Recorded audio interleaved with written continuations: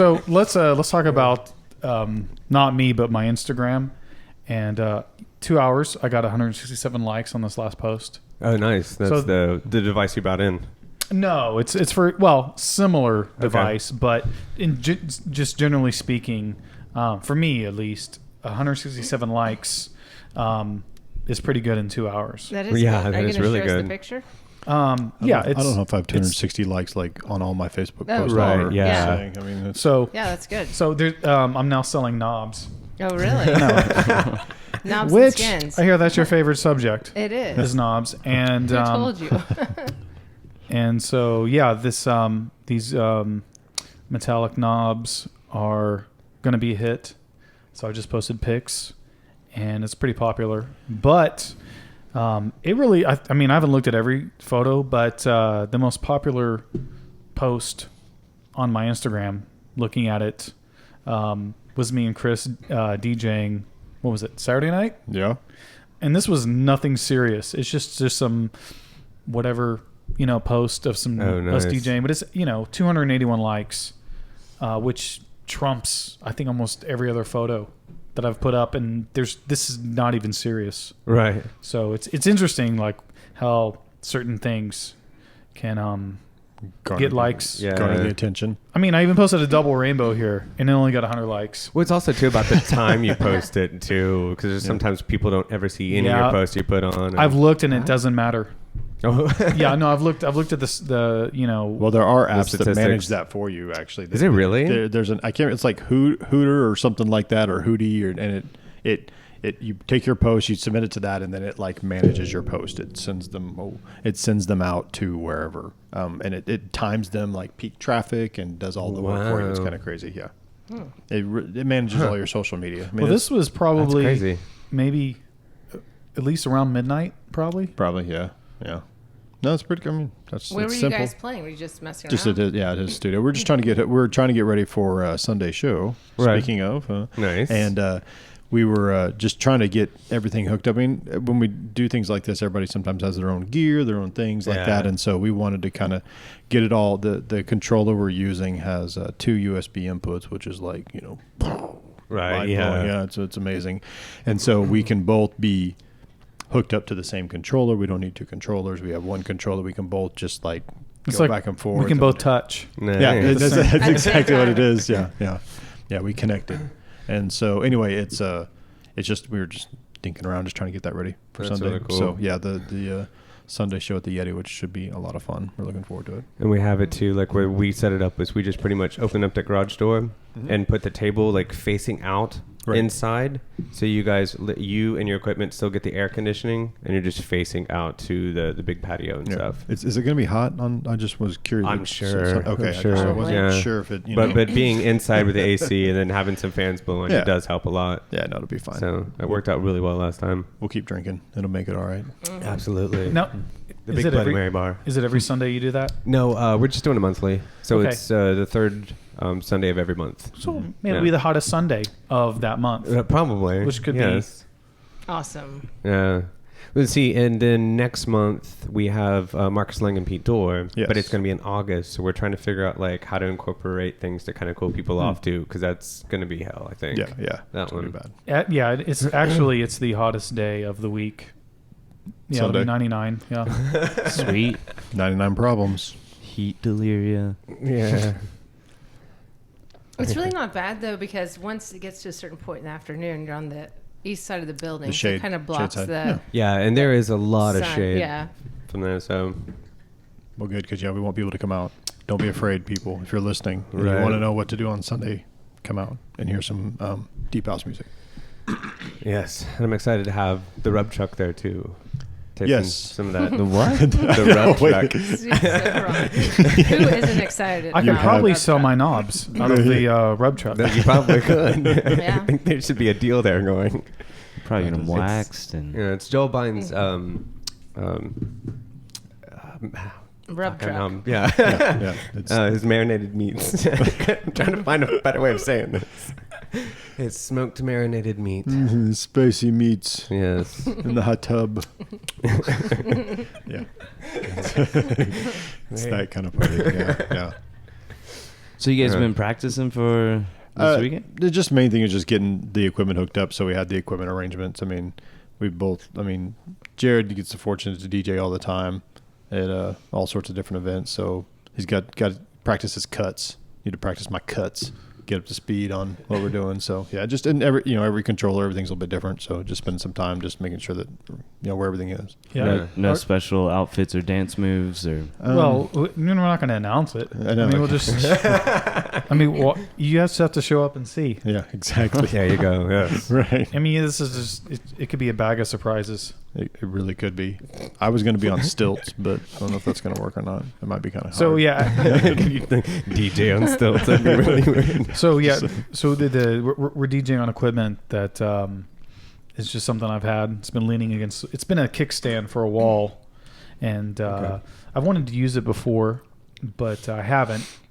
But since you can plug 2 computers in it, and 2 people can DJ, seamlessly, we'll use it. And it's really, the learning curve is very, as long as you've used similar or like equipment. Yeah. I mean, just an hour we played.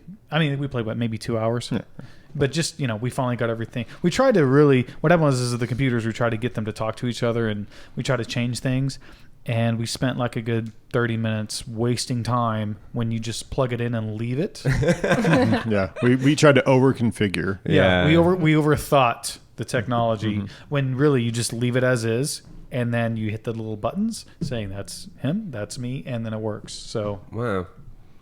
So be ready. I mean, this thing, as soon as we're done with this show, this thing is going to take off and capture the other elements of the solar system the current satellite is not getting. So yeah, Nice. it's that That's impressive. Yeah, 2 USB ports is the difference between. Yeah. And what controller is this? it's the Pioneer SZ. Okay. It's the big, It's their the flagship. largest DJ one-piece controller ever made. Huh. It's so large, the case for it. I mean, you might as well bring just a full like 2 1200s in a mixer. Which Yeah. I mean, that's exaggerating, but I don't even think it would fit in the backseat of my Ultima. If I were to lay it in the back seat, that's how wide it is. Damn. Well, and it just came off across the Atlantic. We just picked it up at port. Yeah. I mean, that's how impressive But it is. I mean, it's- today, I did just buy a soft case. Not really soft, but kind of medium. What would be kind of a rigid, Like semi-hard? kind of semi-hard. Like a chub case? Yeah. Jump case. I mean, I think I could probably put my knob, probably several knobs in there. Let me know how it goes.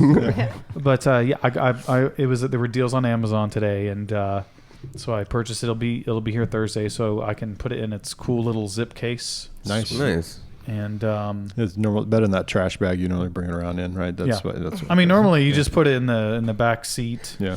in no case, and just walk in the club Right. with your. I mean, it's like. Sarcophagus. I mean, it's longer than any longboard, but shorter than a surfboard size thing. So that narrows it down, right? Right. Yeah, there you go. I've got that pictured exactly. I know. Very precise. Yes. So you're riding the decks? Yeah. We will be. I mean, Just put some wheels on it and ride it to the show. I knew there were dance moves. it would be. Right. Yeah. You could mount some trucks on it and probably skate it. That might make for a killer video. That would look really cool. Yeah, it would get millions of views. Definitely. Oh yeah. So have you put one of your skins on this one, or? Yeah, it's the skin that's on it was just the it was just a plain white, plain Jane. Just it was the R&D research and development skin. Okay. So the reason why I do white White label. Yeah. So let's say this. Should we talk about this in out of chronological order, or should we talk about this? Let's do it in in order. order. Yeah. Let's Yeah. start getting more into how you got started and what your kind of influence to get into doing this was. Right. Well, should we do that? Like, should we talk about me and Chris DJing first and then go into that? Because that's like a whole nother separate entity of which. This is about you, and then we'll talk about DJing. I think. Right. Yeah. So Okay. So everyone wants to know. Well, this one is mainly about you. We just, obviously brought him in as a guest for the show coming up, and because okay. you guys are such good friends and have history Okay. together. So, Well, so do you want to start with how you got into DJing and how Yeah, long you've let's- been doing it, and then what led into where you are Um, today? Yeah, DJing. I don't really know exactly where. Like, I was like, man, DJing is where it's at. But We're still not there. We're still looking to find out where it's at. We're still trying to get there. I mean, I remember, like, when I was, I don't know, 4th, 5th grade, I was into the hip hop, like the whole breakdance and b-boy thing.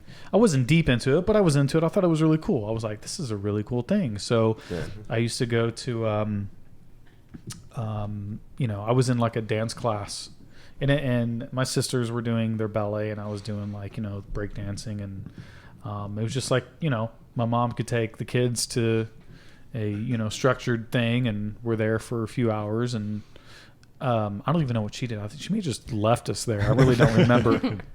But I remember listening to like Fat Boys and other music, like when it was like then, like right, like it was new. Yeah. Like to remember that, like when you could when you remember listening to that kind of music, when it was like, it's not vintage, it's not old school. It's like, this is it. Yeah. It's original. Yeah. It's original. I mean, and back then, I was such a kid. I mean, it's like, okay, I dig it. It's cool. And so, anyways, so the hip hop thing, I always, grew up, through the, preteen, teen, listening to hip hop, and of course, DJs in general. That's a main part. One of the 4 elements Right. of hip hop. So always had like hip hop, cassette tapes and this and that, and I don't know for sure, but I remember watching the movie Juice, and watching it then and watching it now, and then you're like, wow, that's how they edited the movie. You know what I'm saying? It's like, because nothing that's going on screen is really happening. But back then I was like, man, this is so cool, and the way it's like presented, and it's like, wow, that's Queen Latifah. Like, this is like, looking at it now and back then. But, so they had the DJ, and I remember like setting up like paper plates, like they were turntables, like, trying to emulate that, and I was like, what's kind of cool, because you can like, turn these paper plates back and forth and they still spin and this and that. I was like, man, this is so silly, but it's kind of fun at the same time. Like, even then I was like, this is ridiculous. But, Right. But whatever. It's just like, It's silly. really ridiculous. Really now. ridiculous. So, I think you're the first DJ that started on paper plates that we've had on That's here. true, yeah. True story. The foundation. Right. I mean, it is, Just scratchy noises. I The mean, alpha. I mean, the whole spin back, I was on point. I was on point with that. And then, so after that, just listen to, really just electronic music, whether it's, electronic music, drum machine, quantized music, hip hop, Yeah. early techno, Right. So I remember finding these like cassettes and CDs at different, record stores or, CD shops in town, whether it's, oh man, I can't remember right now. But I think Sound Warehouse. Sound Warehouse, Music Town, Buttons, But like I remember getting like these mixed CDs, or no, mixed cassettes of just like this crazy European like jungle or like hard house gabber. I don't really know what you call it, crazy whatever. But it was so unique listening to this electronic music, and it just sounded like the future, I was like, this is so cool. Like, I love this stuff. And so, I'd go out and, if I found like a cassette tape that had a cool, like, cover, which was basically early computer graphics with some smiley face, which meant some type of acid drug in some fashion. Right. But yeah, it's like the cool DJ name, the cool cassette tape, I try to acquire that somehow. So from there, we had a little spot in town. You could go buy like, dance music records, which would have been thing one. Right. That's when I got into it. I know it was around before that downtown, and I forgot what was it called. I can't remember what it was before they moved to Peoria. Chris Rogers would know probably, but I can't remember right offhand, because that's kind of when we got. That's when we got started, when they moved down to Peoria. I don't remember what it was before.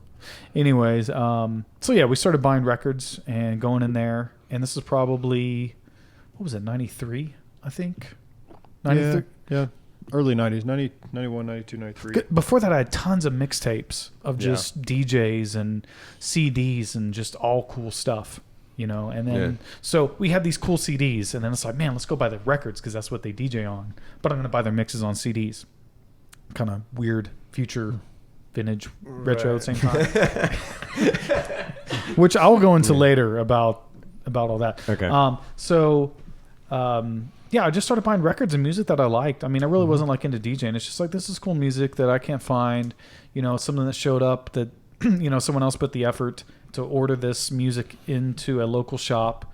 And, you know, it's fun to go there and listen to the music that they have brought in, and then to purchase this music, you know, appreciate the music. Plus you're giving this person, you know, some type of profit. You know, Right. so there's it's more than just the music. Like at that time, it was like Kind of supporting what they're doing. yeah, supporting and, and like, you know, you know, the selfish part was having the cool music, but it was you know, about like, you know, being able to. I mean, you know, I buy records here, like, you know, I'm kind of a little bit of a part of this, that kind of thing. Yeah, absolutely. So, and I'm skipping tons of like like details in this album, so I'm just sort of fast forwarding this. That's fine. So I never really so I started accumulating records, and so towards the end of high school, like we used to always go down to Dallas and go to Bill's Records, and it was just like, I mean, it was insane. You would see as just stack of 100 records of the same thing, like just like laying on a table, like really not even in proper bins. They had so many records. There was just records laying around, you know, and hopefully the ones that were in a stack, those would be something that's cool, you know? So, you know, it was really cool to go to like this massive record store and crate dig and buy all this music, you know, and then you especially whenever you pull out records and you listen to it and someone off in the distance, like, man, that's a really cool track. It's like, you know, what is that? It's like, no, don't worry about it. It's not Just put it back in the sleeve and not your record. And Bill's Records in general is just a very peculiar place without going into a lot of detail. But if anybody's ever shopped there, they know. So after that, I just kept buying records, and my buddy opened up like a small, I mean, I guess you would call it a club. It was a club, but it was very, it would be like if a coffee shop was a club. Okay. Or maybe a youth group church had a club. That's really what it was. It was so like very tame, super tame, no alcohol, but it was just a place people could go, and you know, people could DJ there. So What was it called? Do you remember? Was it Pure Energy or High Energy, or was it? I No, think it's called- that's his deal. I can't remember the. yeah, that was it was called Pure, but it was something before or after, I can't remember. But that's when I really was able to DJ in front of people. But at the same time, I was going to my buddy Brad and his brother Brian opened up this thing downtown called Wild Groove, and that's where like probably the coolest stuff happened for me as far as like the dance music, like which is nothing to do with me.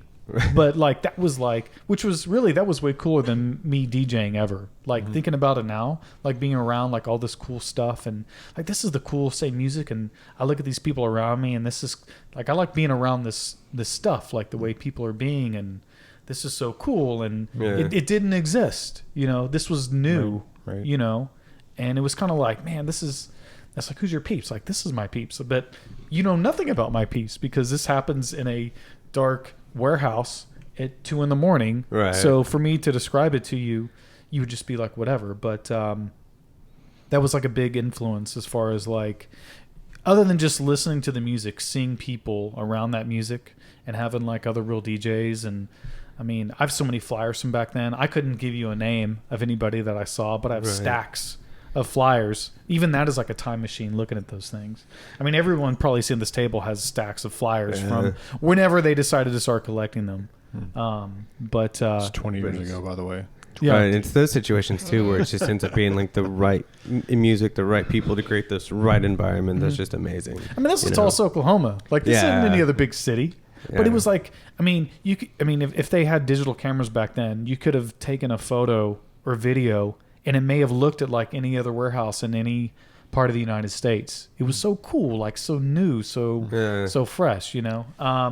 Well, and the music was just something that, again, that's what you've hit on. We just couldn't find that music anywhere. Like, you had to go dig through the records to find the electronic music. You weren't hearing it on the radio. Right. It wasn't on MTV. It wasn't, I mean, the traditional music sources, the outlets that were out there had none of this stuff. And so to get the really good stuff, the stuff that we thought was cool, you had to kind of go to Bill's Records or Thing One and find this. And a lot of it was just the music. I mean, we weren't trying to buy music to become gigging DJs and tour the world, you know, like all these guys. The music was really cool. And so we bought the records.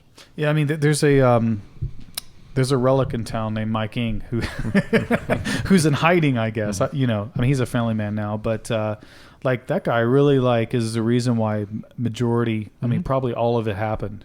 You know, Here in town. Yeah, one just, of the pioneers for sure. You know, I mean, he started Thing One, and you know, he was, I don't know where he got his motivation from, but it was like, you know, Thing One was like records and pictures of graffiti and just people hanging out. And I mean, it was like a cool place Skate to hang. gear. You know, it's like no one's like, man, I just want to go. Well, I guess maybe they are like, I just want to go hang out at Urban Outfitters, but Spencer's. Yeah. Maybe it's Spencer's later. but you know, like it was Hot Topic. It was really like, you know, maybe just because you were young, but it was like, this is such a cool, like to be connected and all of this is such a cool thing, you know? So really, I mean, like for me to talk about it, like anyone that's been in Tulsa since the 90s has to mention Mike Ing, you know, and what he did of bringing in like this culture, a culture store, really, clothing, music, and for him to just like do the research without the internet back then, right? To bring all that stuff in is so cool, you know. I mean, it was really, you know, if you want some like, you know, it's like, man, I really want like this dope shirt of like whatever, or like some like a cool hat or something. I mean, anything with like that's got graffiti or aliens or whatever. It's like, you know, you just go to Thing One. It was like cooler.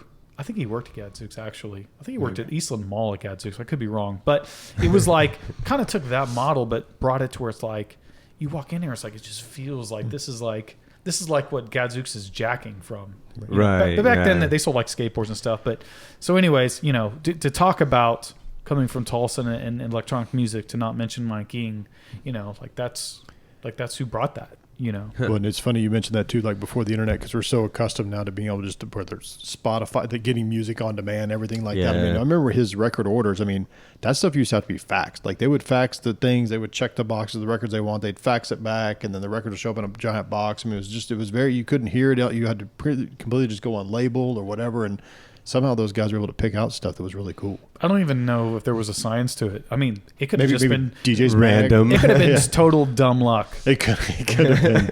But I mean, there was DJ magazines. There was things out. I mean, if you were in the culture, I mean, just we learned quickly which record labels were cool, what was going on. So we figured that stuff out. So those guys had a feel for it too. It's amazing how cool the music was able to get whenever we're just so used to music being so accessible now, and it wasn't. I mean, it just wasn't at all. And the only way to get it was to go through these. It's like going to an encyclopedia to do a book report. I mean, it's like you had to really do the work. Yeah. So, Yeah, I would say without like having, you know, a brick and mortar Thing One, like hanging out there, like getting those records, you know, I don't think I would have had motivation to go forward with stuff to have, you know, like I wouldn't have been making trips to Bill's Records. You know, it's like you have to have some type of seed, you know what I'm saying, to like kind of, it's like plan. It's like it's local. I can go to it, you know, whenever I want, and there's always something new and cool there. So like if Thing One never existed, I mean I don't know. I mean, you know, like DJing today, like what I do now when I make money DJing is like the total opposite of anything that Thing One was about, as far as like music wise. You know, it's like, this is underground, this is new and fresh, and what I, you know, if I want to go DJ and get paid, it's like it's the mediocre, it's the commercial, you know. So that's kind of a funny transition. But anyway, so from there, in '96 I went off to the military, which was really kind of a 6 to 5 kind of job. And luckily I was in Fort Stewart, Georgia, you know, which is, you know, East Coast, you know, a little bit east of the dirty South, you know, but yeah, it was just like, you know, without going too much talk on the military, it was just really just kind of a 9 to 5. And, you know, I enjoyed it. It was cool. But on the weekends, sometimes in the middle of the week, I was able to hang out there in Savannah, and that's where SCAD is, which is Savannah College of Art and Design. Yeah, there you go. Yeah, thank you. I was getting to that. Well played. Well done. Yeah. And so there's quite a few cool characters there, and so just because of what coming from Tulsa and being involved in enjoying electronic music and characters who looked like they they kind of look like that. It was very easy to meet those people, and so I was there, and whenever you go up to the military, you take everything you have. So I took all my records with me. In my barracks, I just had crates of records. Nice. And I was able to go there and DJ with people that are like headliner type people. Just for I just showed up and said, hey, I like to DJ, and that was really a really unique experience. And there's a whole Facebook page about like those days, like a group about old school Savannah. And seeing like there's photos that I didn't even know existed. I'm looking on there and I'm like, man, I'm so thin and so young. And I got these crazy these jackets on, and look at my pants and my shoes. My hair is really the exact same, but and seeing all these photos of like that early, to me it's early. I guess 96. That's sort of kind of entering its mid. It's out of the birth. Into like, I don't know. I wouldn't say mainstream. I would say mainstream was probably around 2000 when the whole like breakbeat era. Yeah. The whole Crystal Method. That's when it was main. Yeah. But it was out of its birth, and it's like, people are familiar. And anyways, I DJ'd a ton. In the Army, and every weekend we were going to Florida or Atlanta. There's a Nat. You want to get there. I'm trying to get it. Sorry. Were there many people that just brought loads of DJ records to the Army? Yeah. I ran into. There were quite a few people that were DJs that were in the military, and that was just so cool. That's interesting. Just to have, it was like, it's like, oh, you DJ. It's like we, we don't have to break the ice. Yeah. It's like we just hang out now. This is the gang initiation. If you ever create a record, it's like right. You're cool and I'm cool, So it was very, it was very cool to meet those people and to network, and then some of the stuff I saw while I was DJing, was like, I fit right in with those kids from SCAD and just the people and, the weird drugs and right. the odd sex and other weird things I saw at parties. No, it was cool. Avoid that diversion. I didn't see anything. It was in the past. I didn't see anything that ever like scared me. But it's right. Like, when you see stuff, it's like, okay, this is real. This is this is legit. Right. This is like not live leak. This is real. No, this is like, I'm definitely in. Like, these people are in it to win it. These are things. No, that they're not acting. Like, this is a cool thing. So, right. And I don't know how detailed I should be in this description to draw out this conversation, but basically I was able to go DJ several parties, and I guess I wouldn't call it raves because none of this happened in warehouses. Right. I went to a few raves that were in warehouses, but there's so much name dropping that I could get wrong. I'm not even going to bring them up. Right. But yeah, I was able to DJ in like just typical clubs, met the right people, and got to hang out, and it was fun. It was good, practice. Yeah. I don't even know that I ever got paid doing any of that stuff, but just right. When you're in the Army, you're reaching. To go do things that are not Army. Yeah. It's like someone say, "Hey, do you want to go to church? But we might pass around a snake." It's like, I'll probably go.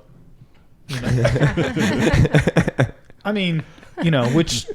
went to one that they didn't do that, but it was teetering. Like, it's like, man, please, you're just waiting for it. Are they going to bring out the snake? Are they going to do it? It was one of those. I was like, it's like you're riding in the car and everyone's listening to the same like recorded music. It's like of gospel hymns. It was so like Children of the Corn, and I hate to say that. I don't have to put anything about say anything about church, but right. Just an example, just that to do anything outside of the Army was a lot of fun, but.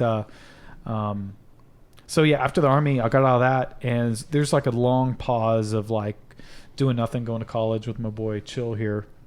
We had turntables and music set up, and we never, we never we're not into it, but like when you're in college and you're trying to work and make the bills, it's just like, Yeah, you don't. Yeah. I mean, we played video games more than we ever really DJ'd. We had turntables set up all the time. We bust them out and Yeah, we had. I mean, that's one thing when you talk about, when I talked about interviewing with these guys and where I came from, we grew up a lot with a lot of the music together, as far as the records, going to Bills, Thing One, all that stuff. And then whenever he went off to the military, he was able to really pursue that DJ career. And I went to OU and just kind of got into school and didn't really, I was still doing the music, still buying it, still finding it, but he was getting to DJ. And so then when he came back and started going to school at OU, that's when things, I probably reeled him into my world, and we weren't able to have all that free time to just do stuff like you kind of had in the military, at least. And not that you had free time, but whenever you're out of the military, like you said, it's a 9 to 5. You didn't have to work. You didn't have homework. You got to worry about any of that stuff. So, but yeah, it did get kind of quiet there for a little while until, I don't know, when did it start picking back up again? I guess that's kind of the question. We were still buying music. That never changed, but what was because of ADD, I'm going to go forward and back. Okay. So this is like fast forward, rewind. Right. The coolest, probably, with what I can bring home with me, other than just memories, but being able to be in Orlando and Jacksonville, other places in Florida, but Atlanta, I was used to just going to Thing One.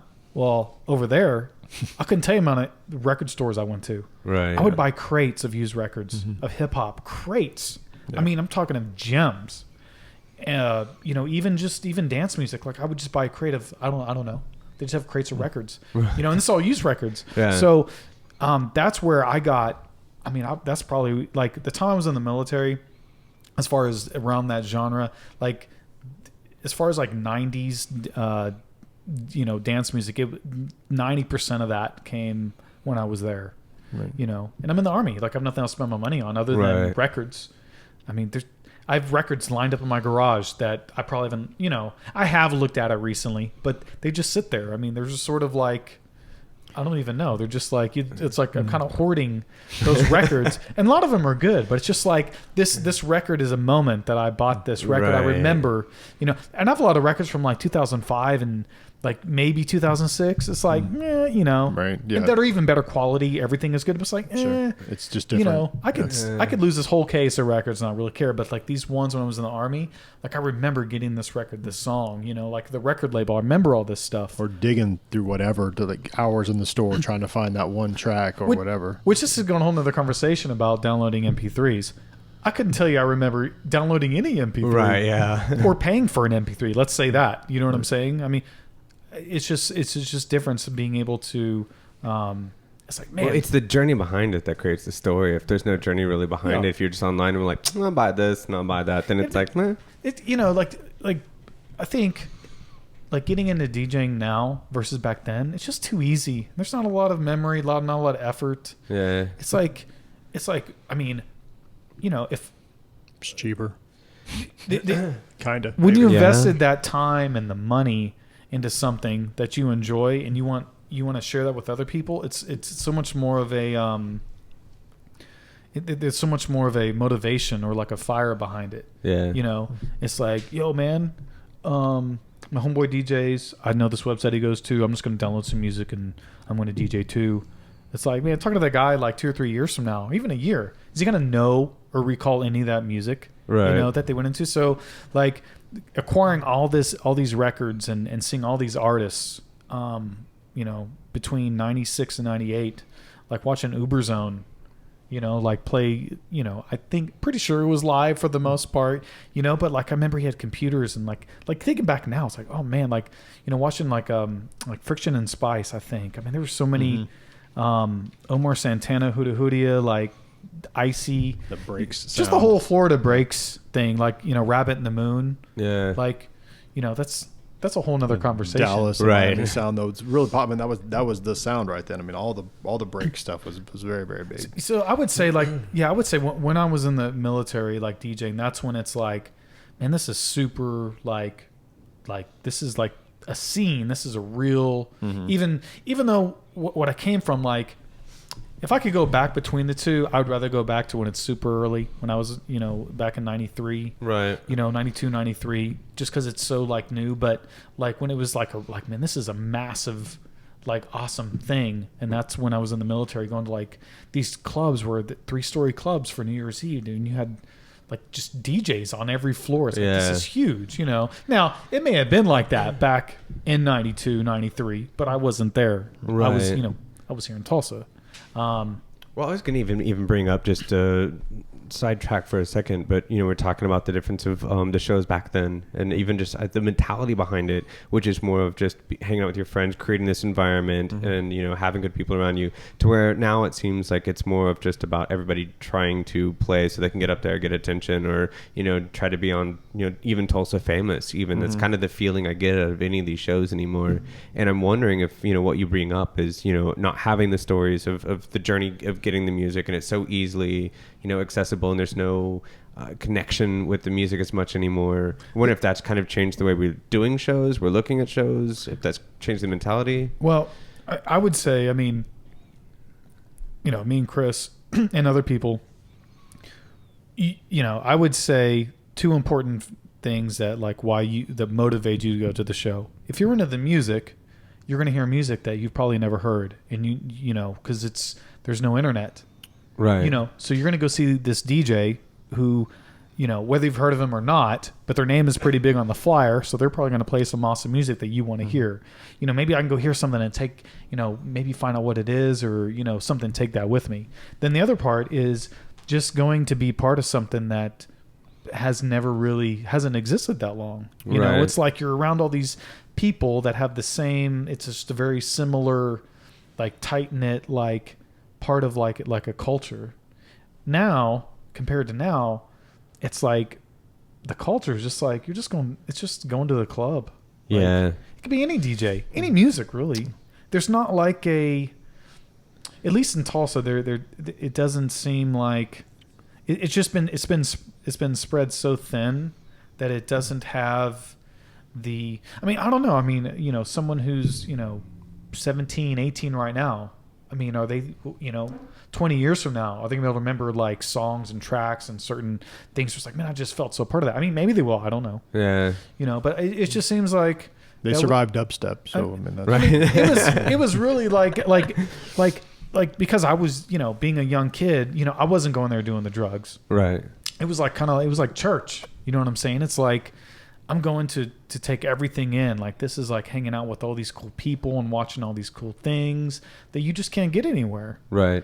And it might be the overexposure of electronic music in so many different ways now that I feel like even just the people that would go to the shows as an audience have changed. A lot of people nowadays are going, I love house music, but don't go out to local shows. No. They want to go to, like, Miami and not probably the Winter Music Conference, but Ultra. And they just want to say, oh, I love house music. No, you just love going to these places and say you got to see this DJ. The problem is that there's an overexposure and saturation of things that aren't that great.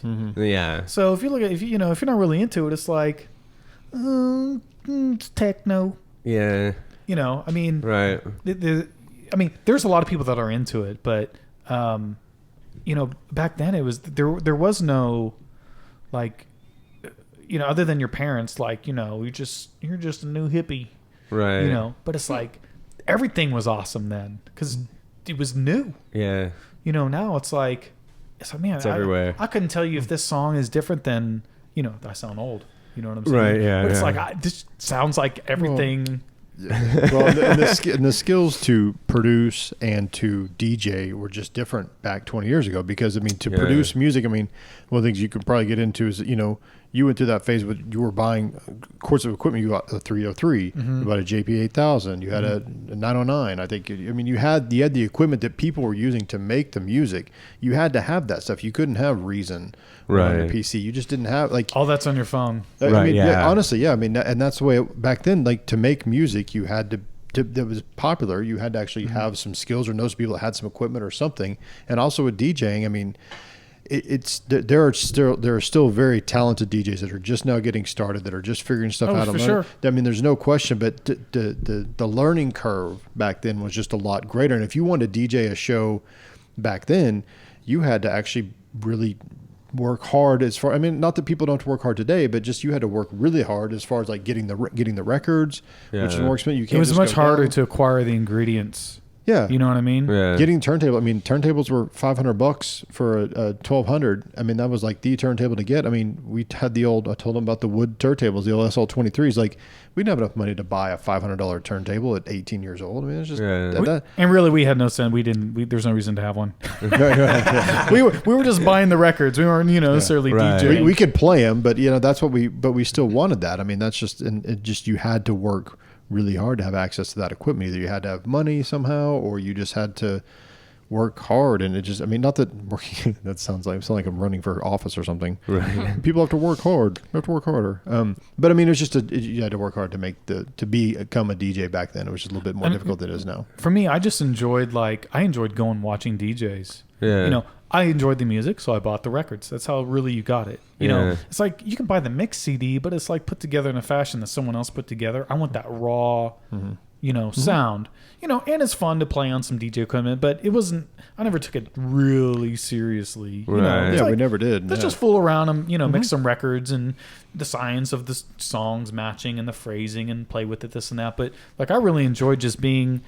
It's like being in something that someone else put together that I didn't know existed, going to it and then appreciating it. Yeah. I mean, because I know I was never there for like drugs or Right.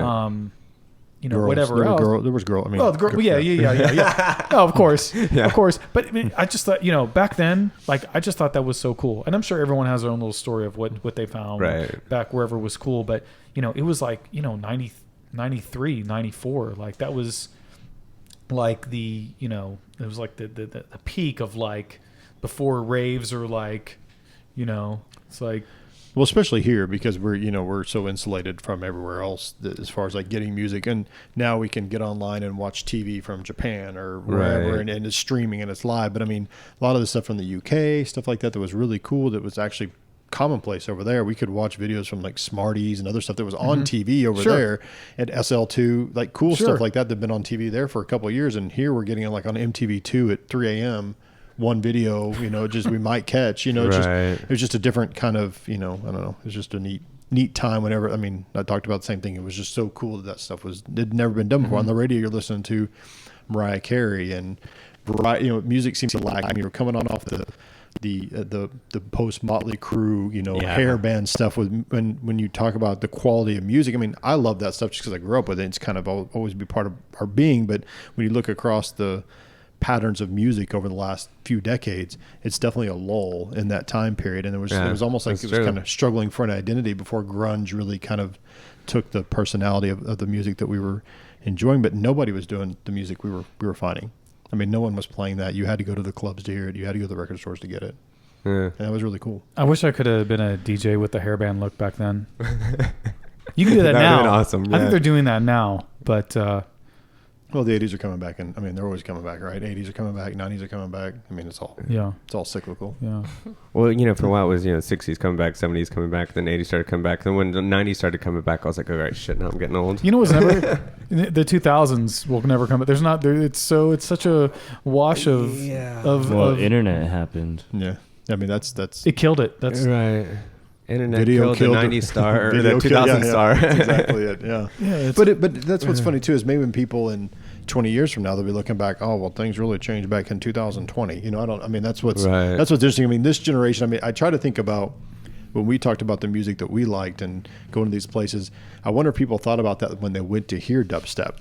Like we're like the dubstep people were enjoying was like the rave stuff we were listening to, because I mean people weren't really listening to, I mean, I guess plenty of people were listening to dubstep, but it was just like that. Maybe that was their thing. Like the new music was for us, the rave stuff for us. And we're just getting old, so we don't appreciate it. I get that. I mean, that could very well be part of it. I mean, sometimes I enjoy to hate things. You know what I'm saying? Yeah, that's true. Yeah, to purposely not appreciate. Yeah, that's fair. That's the part of getting old. Like I enjoy. Like I'm not gonna like that. Yeah. Well, get off my lawn. my rant on dubstep, though, I kind of think that in its early days, I think there was some great producers. It came from good roots. I mean, right. Yeah. And I think that they did stuff that, was very interesting and is probably very cutting edge. But Dubstep was like beyond trip hop. It's like that one extra Yeah. step beyond trip hop. Well, I think what the problem was that we're so in this technological age with, all this stuff going on and being oversaturated that people heard that and didn't really understand the composition it took to make it right. And all they heard was a bunch of, low bass and wobbles, and it just went and started overproducing all this stuff by what they superficially heard. And I think it just ruined the genre. Maybe the genre actually could have turned into something good if they understood the composition behind it. We got to give it more time. Oh, I think it might it's come back coming. around and be more mature. it's like the disco of It's electronic mature- music. I mean, it's the just- mature dubstep. it's just- Yeah, when these guys get older, we call that drum and bass. That's what I mean, that's something else. Well, so you guys have known each other how long then? I think it's just like Forever? 84, something like About that. 30 years almost. Yeah. Wow. Yeah. Yeah, like even like talking now, like, I've been so busy. I was like, well, if I'm going to get up and talk on the mic and, and record things that I'm talking about, like I was Right. thinking all this other like ways I'm going to go into this, but this is just I'm not one of those people that blame ADD on everything, but it's Right. like I'm thinking, man, of all these like different tangents that like I'm thinking and talking. It's like I don't feel like there's like I try to keep it linear. You want to keep it linear, you know what I'm saying? So now here we are where Chris met. There you go. Yeah, so bring it back. I mean, at least I put the brakes on to like 98, 2000. So, Right. but yeah, I moved. My parents moved here to Tulsa in '84. I was in Big Cabin on like I don't know 1,000 acre, if not more. Wow. So horses, snakes, dirt. Right. It's everywhere. Dirt is everywhere. It's really kind of the country there, near Veneta. Okay. Just country. But yeah, I just met Chris in school and lived in pretty much the same neighborhood, and so yeah, we just we just sort of grew up as just kids, and it was video games and just what kids do in 84 to 80, 5, 6, we experienced that whole 80s, What were your favorite games? I would say the favorite but worst was Rambo. Yeah. I think it has a great soundtrack. I really do. That soundtrack is I really epic. almost want to hear that. I want to like download that. You know what I mean? just want to hear It's such a that. terrible game. I mean, awful. I can't remember the music on that one. You just got to look it up, but the ending was definitely the worst because I don't think we've ever worked harder to finish. You worked harder to finish a game that was so unrewarding. Like that was the whole thing about the video game age is that you want to finish the game like to see the cool animation at the end or whatever. Right. And it was, I mean, literally a black screen. Like even then, I enjoyed hating it, But it was like it's like no, I'm gonna beat this. It's like it's just something about Rambo just pulled you in and just sucked you in, and you're just like this. The In order to fight graphics a are war, you have to become subpar, and war. it's like it's like one of those side scrollers, and it like goes on one of those like you get to the end. Like I'm not even quite sure why it ends, but then the next screen is like a total different different area, and but anyways. Yeah, that was the soundtrack to Rambo. Like I just just that graphic though when you finish the game, the black screen that said congratulations, and then that was it. Like you're like, really? That's it? Like that's? I mean, it almost got thrown. The Nintendo almost got thrown. At least they across- let you know that you did beat the game. I know, Right? at If it least didn't say there was wait, so it's different than is yeah. that it? The Demon Attack I used to play on Atari, like I played it for like a couple hours and then it just stopped. Like I think I passed all the levels and it just quit. It didn't even let me know like thank you. It just died. So I guess it's a step above that. yeah. But yeah, I mean that or like what Ninja Gaiden was obviously equally as frustrating. Ninja Gaiden was That's just a great game. That's yeah, it was really good. Yeah. very painful. Very. I mean, just I don't know if we worked harder at a game that. Like- Did we ever? Did you ever finish? I never finished Ninja Gaiden. Did you ever finish it? Well, I just want to say that I am a video game aficionado. Yeah. Okay. I have I'm not crazy, like super crazy. Like I don't have just thousands of carts, and I have friends like this Right. that are really like collector. I mean, beyond, like they could have their own museum. But I have some classic consoles, which I enjoy. But I have a emulator arcade machine. There's probably over 10,000 games, but it has every NES, SNES, 64. Nice. That's the way to do it. Main. Yeah. Yeah. I mean, yeah, this is something I picked off Craigslist. This guy literally basically gave it to me. It's massive. It has a giant screen. 2 joysticks, the trackball, all these buttons on it. Wow. It's like, I remember as a kid, like, man, if I could just have every video game, I would just be in heaven. I wouldn't even need, another. I wouldn't need another human or anything to keep me happy. And I have that beyond my wildest dreams in this arcade machine. So, like, I have Rambo. Like, I could just go play that. I mean, we could play Airwolf or Rygar. Right. I mean, the NES is just NES, PlayStation, Xbox. Those are like, those are your 3 Sega like Dreamcast. jumps. Of course, you have your Sega Dreamcast, Dream. yeah. And a Sega. Well, you were big on all the Sega games are always the best. I've got Atari Jaguar. You know what I'm saying? Yeah. But I'm just saying your pinnacle points. I mean, Yes, okay, let's yes. throw in Atari, but Atari, Yeah. NES, PlayStation, Xbox. And Those are like, even if you bring in like the Genesis, like there was only like some good games for that. You know what I mean? yeah, it was weird the way that the architecture of those games worked. It was like the graphics were really good and something they just couldn't do, and they didn't have the developers. But like, I appreciate a lot of the like even just Sonic was like, that's easily as epic as Mario Brothers, and it was such a way It's so insane better, fast. so fast, Yeah, so better yeah, game. I mean, there's a reason why Sonic really was like, dude, if Sonic was on a Nintendo, it would have been the same, but just that much more. Yeah.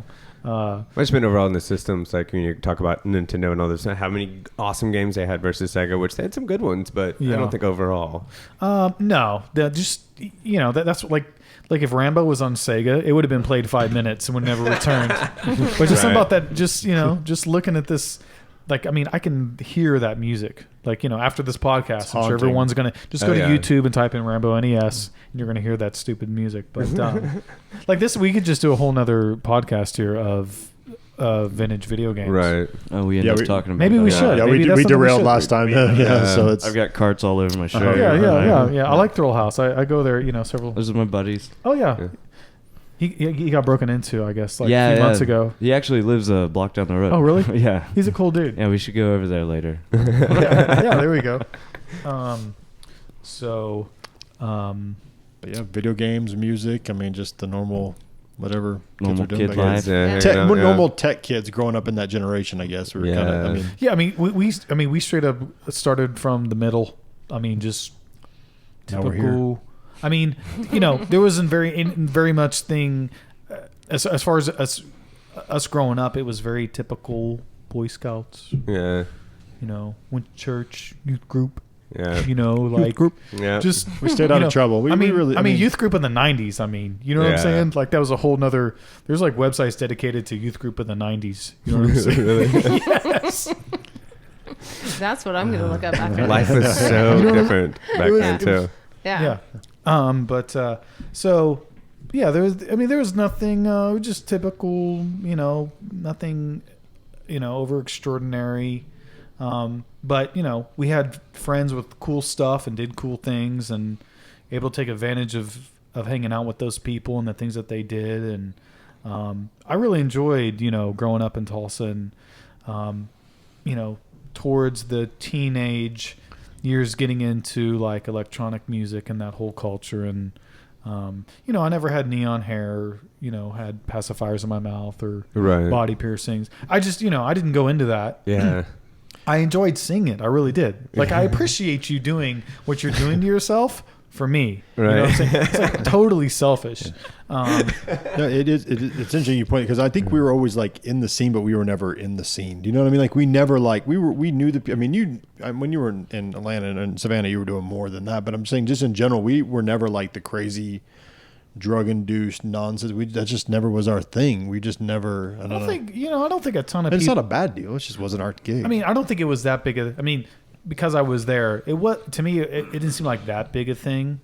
So, like hanging out with these people, it was never like a shell shock or anything. Right. I saw a few things here and there, but it was still like. It's like, my mom's like, you're out late. Like, don't even worry about it. Like, we're just, look, this is like, there's nothing to worry about, But then when I went over to, Georgia and Florida, then, I mean, I remember seeing just lines of like Coke, like just cut on glass tables. It's like, that's how they do, like, that's sitting in, there's a lot of cool jade statues and cocaine. Right. Yeah. But like, I didn't let him, I wouldn't like, this bothers me, I'm going to leave. Right. Yeah. You weren't narking them out. I was kind of just like I was cool and like, just hung out and, Yeah. You do your thing, I'll do mine. yeah, but like, I was never in a weird scenario of like I can't, I was never in, where people were just like passed out, like, with needles everywhere. That would, freak you out. But, Yeah. yeah, I had a very soft, like I just wasn't around drugs too much. And, drugs is part of that culture. So Absolutely. we don't have to go into describing it, but it is. Yeah. Yeah, it was never really, I never, like, peer pressure was never really a thing. And Right. I don't know, just good vibes. You know what I'm saying? That's a good thing about that group too. Like if you weren't there, they're like, all right, whatever. I mean, normally there wasn't like a big bully peer pressure thing. If you weren't into it, they're like, well, whatever. Do the blow. Yeah. It's like just like holding your head down. Like, Yeah.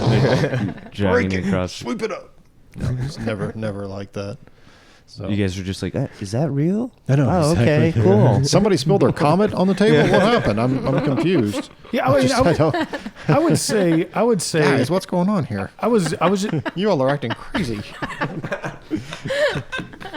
I was really, I think I was just been a spectator of all that for a long time, since the beginning. A spectator, just any word with the word tater. Right. There you go.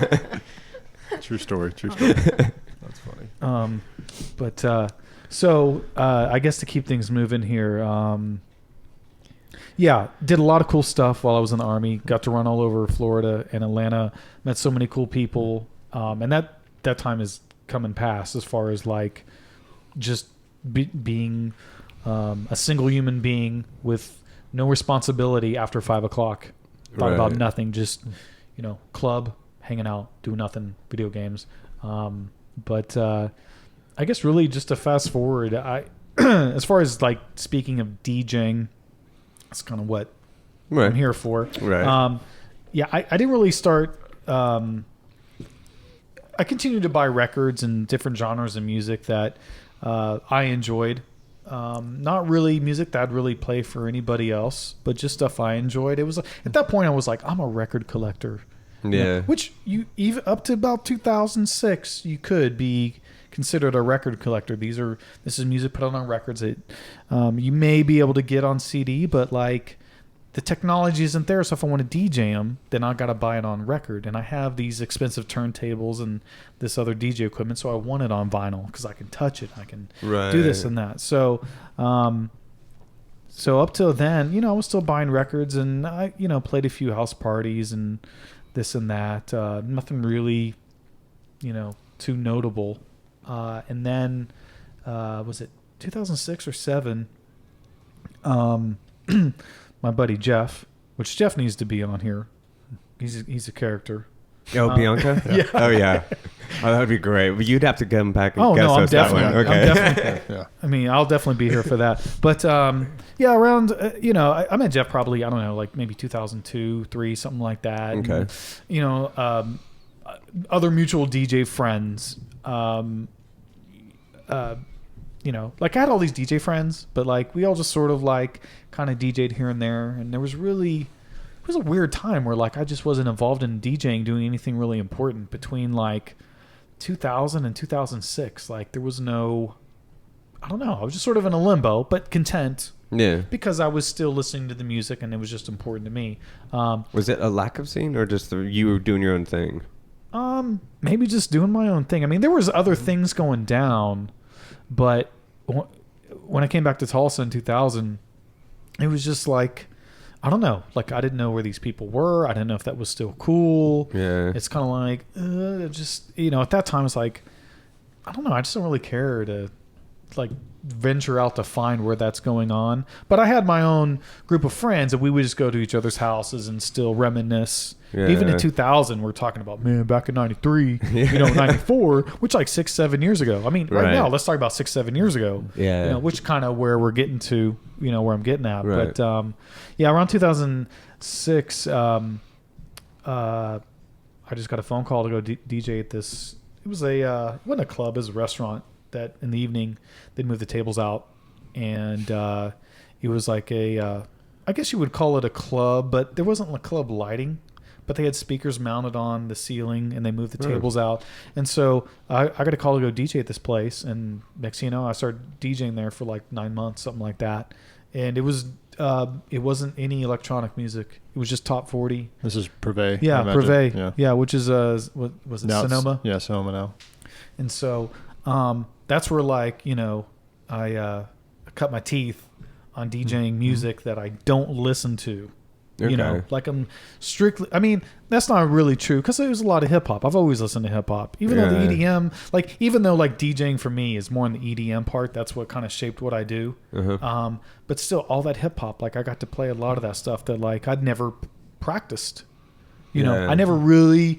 I mean, I did practice a little bit, but like I'm like, this has to sound good. Like I'm not jacking around and at 4 a.m. at somebody's after party just playing, some Wu-Tang or whatever. Right. Like this is like I've really got to make this sound good. So that's when I just got into the MPEG Layer 3. Just downloaded just insane amounts of music off Napster. I mean, crazy amounts. I mean, insane amounts, gigs of music. I mean, probably majority of the music that I have up to probably, I don't know, maybe 2007. I don't even know if it's even 192 kilobyte. Right. Still sounds good, but like just the amount of downloading I did back then, that was like, I mean, it trumped my entire music catalog was when I got on Napster. Yeah. And I was just downloading albums, and it's like, I mean, that's a whole nother podcast we could talk about. Right, yeah. But so anyways, Absolutely.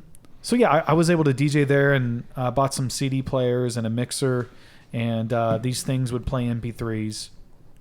And so I burned all my music in alphabetical order, and not everything, but like certain books. Like one would be maybe it could be house music, or there'd be like hip hop, remix, Latin. So I was just it was like just they asked me to DJ. There were other DJs in town that could have done this. Right. But, I just showed up when they asked, and I showed up on time, never complained. Right. Yeah. Never had problems. I just showed up and get paid, and I hopefully I do whatever they want for me to come back. But that's where I cut my teeth in, like, getting paid real money to DJ. Yeah. And so after that, I think the management changed, and they had someone else come in. And it's like, after, man, it's like Thursday, Friday, and Saturday wears on you after 8 or 9 months. Yeah. So it's like, it's cool, and then that time, that's all I was doing. I had no other job. And then I got another job, and they didn't call me as often. And it's like, I'm not even going to ask why, because I'm cool with that, but just call me every now and then, just so, we haven't totally like burned a bridge or anything. But anyway, so my buddy, Bianca, he was DJing at Rehab over at 18th in Boston. Him and Jamie Marler, like that place was a monster. Like as far as like just a club venue, like sprouting from like pretty much nothing. Well, been a venue for years. Yeah, I know. Right. Yeah, I mean, I'm not. Still. Yeah, I'm not going to go into. I'm not going to go into too much of the history of it. But the guy opened it up. It was. I can't remember. I think it was actually it was I remember being 18th Street Annex. Yeah, I think that sounds right. Yeah, and that was like a cool top 40 clubby place, and was more, I don't know, didn't play as much hip hop, I would say. And after that, it turned into like some sports bar, and then my buddy Jeremy bought it, and he turned it in. I think he bought it and turned it into Rehab. Yeah. And then it was just like a bar. And next thing you know, they've had probably several DJs in there. But the time that I were to take notice, Jeff started DJing there. And just like a few months, it was just, there was a line out the door, $10 a head. Like crazy, like just out of nowhere that I have ever seen. That place got crazy. It was insane. Yeah. And this was probably what, 2006, 2007. Like he was doing this while I was DJing at Privé. Okay. And then so at some time, through whatever reasons, he quit DJing there. And since I had always Jeff was my buddy, I'm always there hanging out. And I was just, I just hung out there when I wasn't DJing. They asked me to come DJ. So I went in there and I DJ'd. And that was even more fun because I was all over the board. I wasn't like stuck to like being told like, yo, we want to make sure we have this particular crowd in here. We want just like, we want pretty people in here spending a lot of money at the bar. There it was like, you can play whatever you want. If you want to, you can play Journey. You can play some 3-6 Mafia. It's like all over the board. Like really the most open format DJing I've ever done. So I had a blast like DJing there. I don't even know how long I did that for. For a while, you're there for a while. Man, year or two, you know. And it wasn't like I wasn't a Thursday through Saturday, but like I was always going up there to DJ. Eventually, I guess at some point, like I quit DJing there. It just kind of wears out. And then what happens is you bring your buddies into DJ, and then hey, you want to go DJ? Then they're DJing, and then they really want to DJ. It's like, yo, you can DJ, and that's cool. And then you just sort of like step out, just like an easy exit.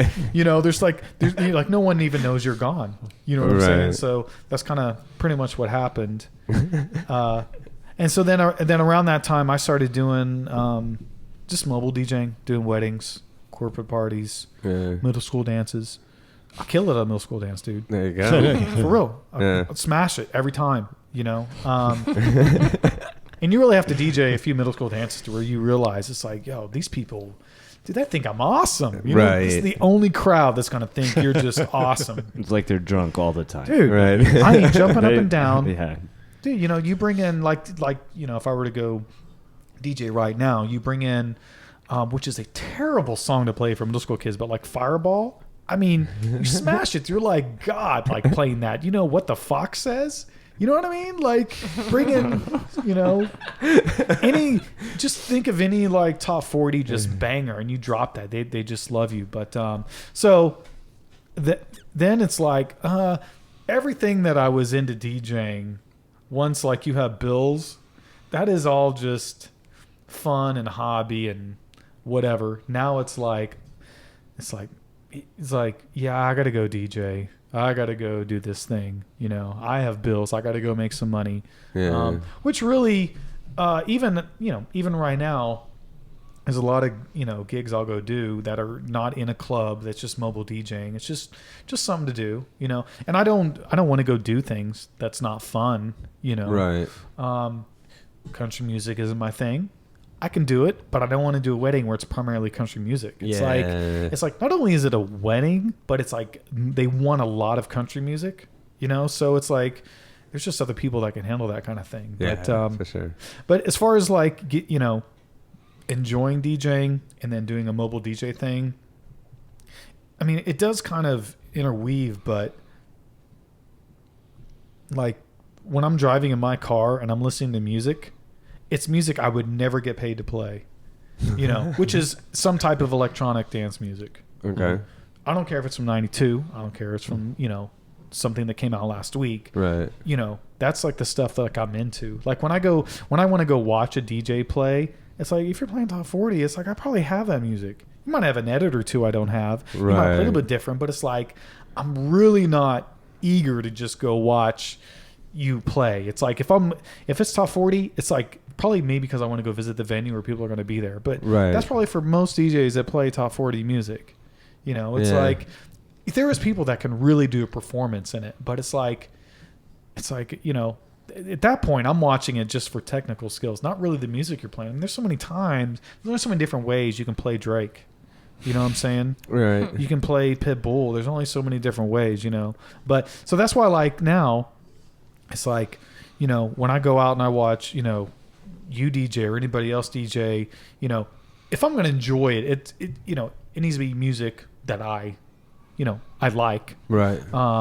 But yeah, it's just cool to watch other people DJ music that like they really enjoy. It's like, because for the most part, we're in Tulsa. When we're DJing music we like, there's not a whole lot of pay involved. Right, yeah. And it's really just a social thing. Mm-hmm. Yeah. I mean, you do want to get paid for your time to bring, it's like, man, you got to load up the car. Yeah. Got to put, drive out, got to unload it, it's taking gas. You at least want to be, maybe break even minimally.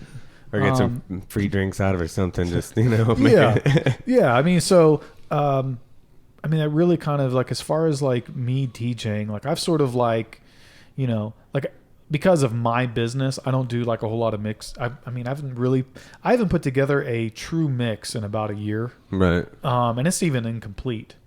And it's just because of, I have a wife and a kid and a business, and putting these mixes together is cool because it's hard for me to find the type of mixes I put together that other people put out, to where it's just like every song is just a banger. It's just like, maybe people either they just get lazy or they run out of like songs, but it's like, just in general, and I'm just going to kind of guide where I'm talking here. Okay. Like just DJing in general, I could go two ways. Of commercial music getting paid. Okay. Right. Then it's like, I'm going to come out here and play electronic dance music. Whatever genre, subgenre you want it to be. Shouldn't every single song just be just banging? Like everything and when I say banging, it doesn't have to be like full of energy, but like every single song that you play should like fit in. It's like we're all coming out here to play a probably 90% of the music, if not more. Maybe all of it I've never even heard. Right. Hopefully that's the case. Right. Yeah. That's the case. I want to go hear someone. I just want to enjoy this music that I've never heard. Like when I'm searching through tracks on the internet, I'm listening to music I've never heard. I wish there was one website where every single track was just like awesome. Yeah. That's what when I go watch a DJ, that's kind of what I want to see. Right. Now it's never going to be like that. I have songs that I play that someone may not enjoy, and they're just like part of being a DJ, but it's like, how is it that I do find certain DJs that like their whole mix city is awesome, right? And you hear somebody else, it's like, man, like you did 2 or 3 in a row, then one's like kind of mediocre, then this one is like, I don't know, totally left field, DJ snob. That's what we're doing. But like it's not so much I'm looking at your skill as how well your blend is, right? Because especially when it's house music, there's not a whole lot of technicality going on other than you want to blend this song seamlessly. Yeah, but you got enough time to do it too. Yeah. I mean, it's definitely a turtles race. I have fun when I go DJ commercial stuff, right? Of course. Then I have a lot of fun when I go DJ music that I listen to in the car. Yeah. And to have people around that want to hear that stuff, it's really, it's just cool to have people, if you're playing music and someone's bobbing their head, they don't have to be dancing, We're getting older. I think we kind of dance a little bit less, but, yes. I enjoy still being around other people that, have similar interests as far as the music, people that DJ.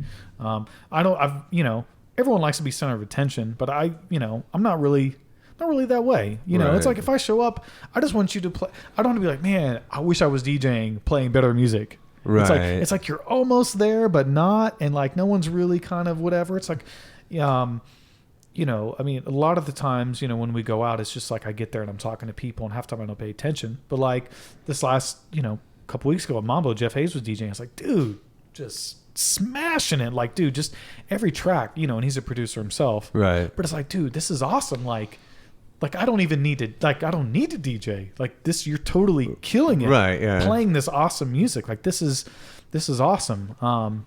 And then I had a couple more drinks and we left. But right. Well, a lot of the times we do go to venues too. It is now to see our DJ friends. Like, I mean, there's a lot of times I'll go to like Enzo or other places I probably normally wouldn't go on because I don't know a soul there, and I'm not 22 anymore. Yeah. But I do know a lot of the people that you were DJing there sometimes. Obviously, go see Moody up there DJing. Other of our friends that play around, and so.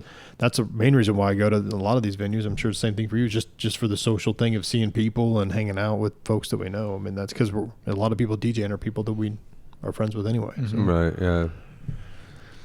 But I don't know. It'll be fun to see what happens on Sunday. Hopefully people come out. Yeah. Here's some people playing music that they really enjoy. I think part of what, maybe I don't want to guide your interview too much, but as far as this stuff, you mentioned your roots in hip hop and stuff, like you mentioned house music. I mean, I know you like all sorts of different types of electronic music, but what is it that's obviously we like house? I think that's probably our favorite, but what would you say, how would you kind of describe just as far as like the genre of music that you really like to play, and kind of its roots in hip hop among other things that you I mean, to really bounce around is like a lot of, whether it's hip hop, drum and bass, house, other new genres, stuff that really sounds kind of more sophisticated, heavily sampled sounds, you know, not always in house music, but there's kind of a general, you know, kind of linear group of sounds that I like to hear in music. Yeah. You know, you know, I can listen to trance, like epic trance, a state of trance. Right. That music had a lot of reverb, very airy, but I don't like any of those sounds in any of the other music I listen to. It shouldn't be in deep house. No. You know what I'm saying? Yeah. That open room air should not at all be in any of that kind of music, No. or the hip hop or whatever. But yeah, usually like anything that's kind of bit of lo-fi sounding, kind of heavily sampled sounding, dirty instruments, you know, a lot of Rhodesy organ type music, Yeah. a lot of just sampled licks and breaks, whether it be in the hip hop or drum and bass, you know, or it's just stuff that sounds more raw, like Drum Machine, which is like early break beats, you know, all that Florida breaks, you know, which Florida breaks and deep house music are totally opposite, you know, but still like just kind of that dirty sound, whatever it is, which it's like, I don't enjoy that dirty sound in dubstep, just in general. Right. Just not my thing. It never has, never will be. It's like those sounds they're not lo-fi. They're more like super like intensified sounds out of like the hottest volume of the newest plug-in synth, you know what I'm saying? And it's just a little too polished too. I mean, the thing about those sounds that you're talking about, like even like, because I like those kind of grit kind of sounds and stuff like that. But like the dubstep sounds, it is too polished and too shiny and tinny, and the volume is just out of control. It's like and generally there's like 12 different layers doing some gritty sounds, and it's just too much too. You know, it's overbearing. Yeah, like, you know, listening to hip hop, you know, from the 80s, you know, you were given what you were to listen to. Right, you know, yeah. there wasn't a whole lot of like genres or, you know, different producers that were like, they're known for what they're doing. I mean, I guess there was, for me, as, you know, growing up in Tulsa, I'm just picking up what's on the radio or some cassette tapes or whatever you see on MTV.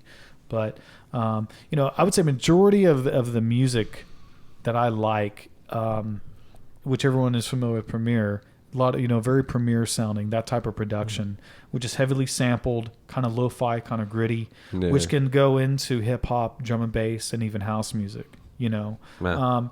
That sound isn't necessarily in like a lot of breaks, but like early breaks, like a lot of bass bin twins sounding like heavily sampled, like it's like they've gone from early breaks, which turned into drum and bass, to like kept it more of like 125, 130, like just heavily sampled like breaks. So just, you know, either heavily sampled music or stuff that could sound brand new and super clean, but just has a dirty, gritty sound to it. Yeah. You know, is really it. And like, you know, I'm not really staunch on any particular genre. It's just as long as it sounds something similar to that, I'll like it. There might be some songs that I like that I've heard. It's like, that's really cool. You know, I wouldn't have played it, but I really like that kind of music. And see, when you talk about the grit too, going back to that, not the overly sampled stuff, but the other stuff, there's just, I always find such an emotion in that grit, the way it was done and everything like that. And again, going back to the dubstep, I don't feel anything in that, you know. And that's just me, and maybe I'm too old and turning out at fucking music, but you know, yeah, like, get off my yard. Like, you know, I mean, I'm in nowhere like a, you know, I like what I like. Right. I mean, no one's going to change that. So I can talk about the music that I like. So we're like, when I'm talking about like house music, you know, I just like that dirty, I mean, I can't say you would call it the Chicago sound, because that's so broad, because that's all house music. But like, I mean, I like stuff that just sounds dank nasty, like 2 a.m. and it's super cold, like, it's freaking Bianca calling me right now.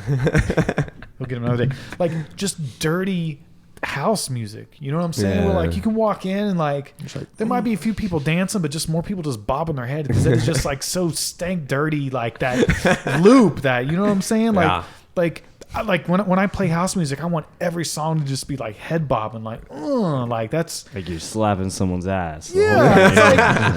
It's like you know, it's like you don't get yeah, you know what I'm saying? Like yeah, slapping it, like just real humid, you know what I'm saying, and Real sweaty, humid. I think I'm starting to get it. Yeah. like just like got some it. like some Change my clothes. like some chocolate brown Daisy Dukes, you know what I'm saying? That's what I'm talking about. That's dirty. So, like, Nice. so overall, like that kind of sound, you know, in all those different genres of music is just like having.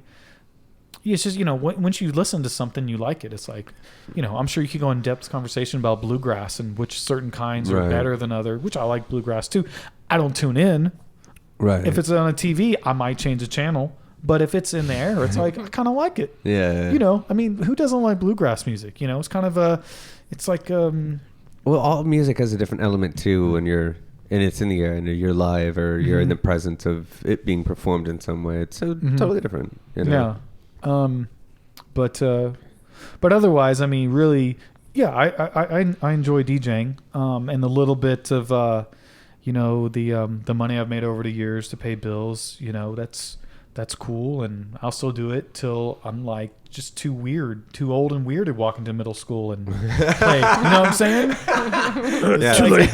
It's like Too late. it's like at what Too point late. are you too old to like go into middle school and play like these goofball songs? We still Right. pride ourselves on looking 10 years younger than we really Yeah, are. We're you still know. trying to rock that. Right. I It's don't like, care as long as we you know, can. like I go now. If you know everyone's comfortable, it's like, you know, it's like, I mean, what happens 10 years from now, 15 years from now? Right. Like at some point you want to be so successful. It's like I ain't got time to even deal with that. Right. But I always want to be able to like, yo, Friday, Saturday, there's a little 2-hour set. I'm going to go out and play some of this music that I really enjoy. Like, come listen to me. This is probably some music you've never heard. Like, that's what I like playing music that people heard before, like old school stuff. But when but like, I don't want to play something that's like maybe 2 or 3, 4 years old that you've heard. I want it to be, even if it is that old, I want it to be stuff you've never heard before. Right. You know, Well, I mean, that track you played the other night, that was like a house track that it sampled Tears for Fears or Oh, whatever yeah, it was. yeah. Like it's like this awesome, just gritty, awesome house track, and then just breaks and goes into straight Tears for Fears, like singing. Like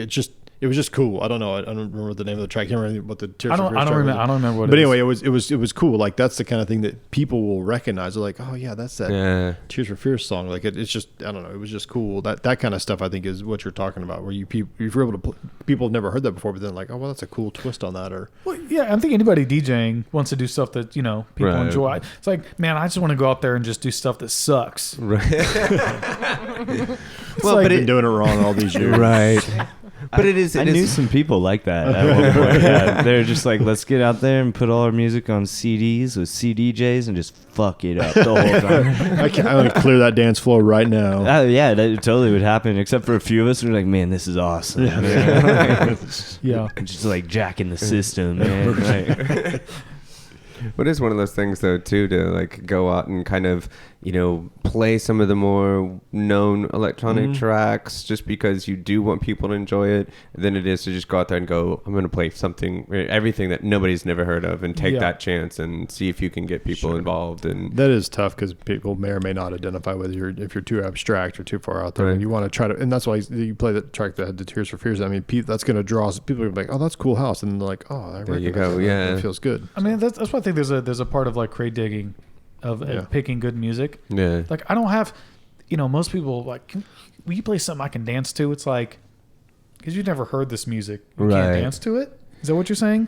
For me, I don't want to know any of the music you're playing. I would have Right. never, I want this to be brand new right now, every song you're playing, if possible. Right. You know, for the most part, you know, in electronic music or Right. any type of genre of EDM, I want it stuff I've never heard. If it's supposed to be, new stuff. But Well, that's kind of the old mentality versus the new mentality. Like, again, we talk about the audience stuff now. Most of the audience wants to go hear the, DJs, and they're so used to the DJs playing music they're familiar with, and you try to do something completely different. They're just like, I don't get it. What are you doing? Yeah, can you? You said, can I play something to dance to? I'm playing house music. Right. I mean, this we've been dancing to this for years. Yeah. I mean, I don't know. But the old mentality, like you said, people went out because it was exciting. Yeah. They didn't expect to hear anything that they knew. And now everybody expects you to play the latest Kesha song or whatever. I don't know. Yeah. But or Porter Robinson or whoever it is, Skrillex now or something, like I mean, as far as like knowing what it, I mean, unless it's on the radio, I don't know what someone would expect to hear. That's Right, yeah. like. It's like, oh, the Beatport Top 100? You Yeah. actually know it? Like, Yeah. Like, I just downloaded it. I don't even know what this stuff is. You know what I'm saying? Like, Right, I just yeah. downloaded one zip file of all these songs. I don't know what it is. you know? Right, true. Which, weird. I never end up even playing that music, ever. It's just, Which, by the way, majority of the music that I do play, some of the dopest stuff, like you just can't even acquire. You can't even download it. You really have to go buy that stuff. Yeah. I have no problem buying that music. Right. Which is, another tangent of music. Right. Of how acquiring it. Yeah. My moral compass on acquiring digital media in general could be a whole nother podcast. And people are like, man, that ain't right. But it's like, We've gotten in a lot of conversations about that. And we talked about that specifically. Yeah. it's just one of those things. It's like, man, if it's something that I really want and you make it hard to get, I'm going to get it. And if I've got to pay for it, I'm totally happy with that. Right, yeah. If it's like, you type in the name of whatever and the second link is someplace to download it, it's like, what are you going to do? It's like, everyone can sit around and talk about how good they are and what they do. But when the reality is, it's like the same fools that are like making remixes, edits of tracks that they put out there. They want you to pay for it, and they're paying no royalties on this stuff. Right, absolutely. And those are the same jerks that are like, man, you're downloading music without paying for it. It's like, shut up, dude. It's like, you know what I'm saying? Like the hypocrisy in that stuff, and then especially whenever your favorite website that puts out all the house music you ever buy from disappears, what are you going to do then? Right. You know what I'm saying? It's like, Still pissed about so that. what are you going to do? I guess I dug through Beatport for like twice as long to find some tracks. Oh, yeah, it that's was hard, but I mean, Stompy.com is down and it is never coming back, and I'm not happy about it. Like Stompy was like Utica Square, Beatport's like just going to Woodland Hills Mall. You know what I'm saying? It's like, yeah, that's good. Yeah, it just is. I mean, it does have. I mean, that's nothing against it. It's just, you know, Utica Square is way more refined, and this is where you go and you build up your crate, and you have no problem. Just like, man, this is probably some dope stuff nobody has. Yeah. So on Beatport, it's like, oh man, like everybody probably has this stuff. Right? Yeah. So, that's very true. Except Deep House was, I don't know how popular some stuff is, and it's funny when the websites like Beatport, like others purchased this, like they look at your crate and you start listening to those tracks, are like, no, What they the didn't. fuck? No, lies. no, I know you did not. No, they did not buy this. It's like I almost wonder, like, if you give up a little bit extra of your like credit, your income on the song, if they allow you to like link it. Also bought this. Right. You know, Right. that'd be a smart way to make a little extra cash That's off true. your artist, right? Yeah, I mean, that's very true. You hear a couple of tracks, and it's like, no, you're Yeah, most of the time. whatever algorithm you're running is not getting it done. Right. I mean, Or you've just got some crazy shoppers. well, yeah, exactly. Black Friday every day. What is it on the back in the day on the internet? It would be like a portal. It's just like it's like the link is a portal to like, you have no idea. It's like, did this person really buy this song? I doubt that. No, I know specifically it's pretty bad. But anyway, Right. that's just how it is. That's we can't complain. I mean, we can get music now at will, so that's not a terrible thing. Right. So And that's totally changed the way people play too. You know, we talk about back in the day where you went through all these stores and all this stuff, and found these records, and you started getting known as certain records that you would play. A lot of times now the turnover rate for playing songs is hand over foot. Like, you play them a couple of times, trash them, get new songs. A lot of times, Yeah. don't play them again for another few months. And it's much higher turnover rate now, I think, when performing. and the saturation is just, it's crazy. I mean, there's a lot of good music out there. There's a lot of bad music. I mean, there's maybe just, I mean, I guess You're each still their own, but sifting through crates. Yeah. I mean, you can sift through like 5,000 fucking songs on the internet and maybe find 3 you like. So you're still sifting through and trying to find good stuff, and it takes a lot of effort, but it's still, you can do it at least from your living room. Yeah, the only problem with the whole MP3 thing is that it's man, you can find that really cool song and you can put it in your folder and you can play it and you go out and DJ and you just totally forgot it even existed until 6 months later. Right. When you find it by accident, it's like when you were buying records, it's like you had that sleeve, you had that label. It might even be a picture disc or some colored disc, like, which added to it. But it's like, man, I'm playing this fat piece of wax, which is like, this track is so awesome, and I know none of you fools have this track. Right. You can even try to get it. It was an import, limited. I know you don't have it, but I'm gonna play it. Dude, nothing is limited. Nothing is it's the same, but still the same science. I mean, someone who was DJing back then with records playing just dope tracks are going to download music and play dope tracks now, because you're still digging through that music. Yeah. And now it's even harder because there's so much more of it. There is a lot more. The saturation. You're almost really good. It's almost like those songs back then had more longevity, like you said. You can have these songs that may be 2-3 years old, and you're playing them later, you've never heard them.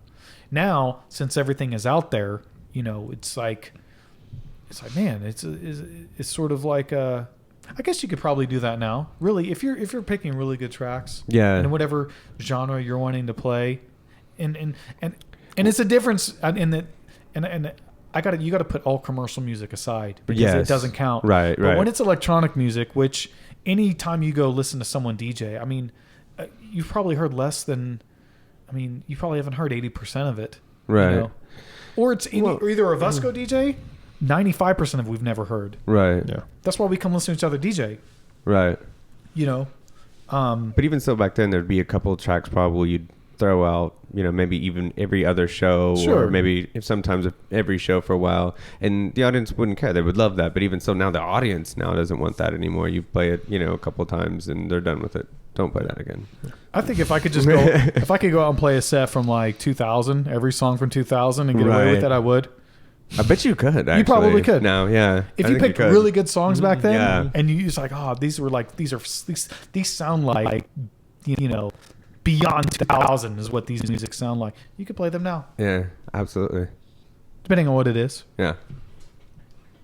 Well, we always talk about wanting to do some old like 94 house or 2000 house show or something where we play just cool old school music. I mean, they got stuff like that people are kind of throwing around where they're playing like, I think there's something coming up where they're playing all rave music or something that's. Well, there's the old school techno night coming up August 7th. Okay, yeah, that's your part of that too, right? I'm just Bassline's kind of help hosting it a little bit. Okay, but that kind of thing is really cool because they are playing all the cool. Yes, I mean that's how we kind of cut our teeth on that stuff. At least I did, as far as the electronic music was all that cool rave stuff, if you will. The old Icon on Peoria, that kind of stuff, and that was really really cool. Yeah. So, that's kind of, it sounds like that could be a cool event. When is that?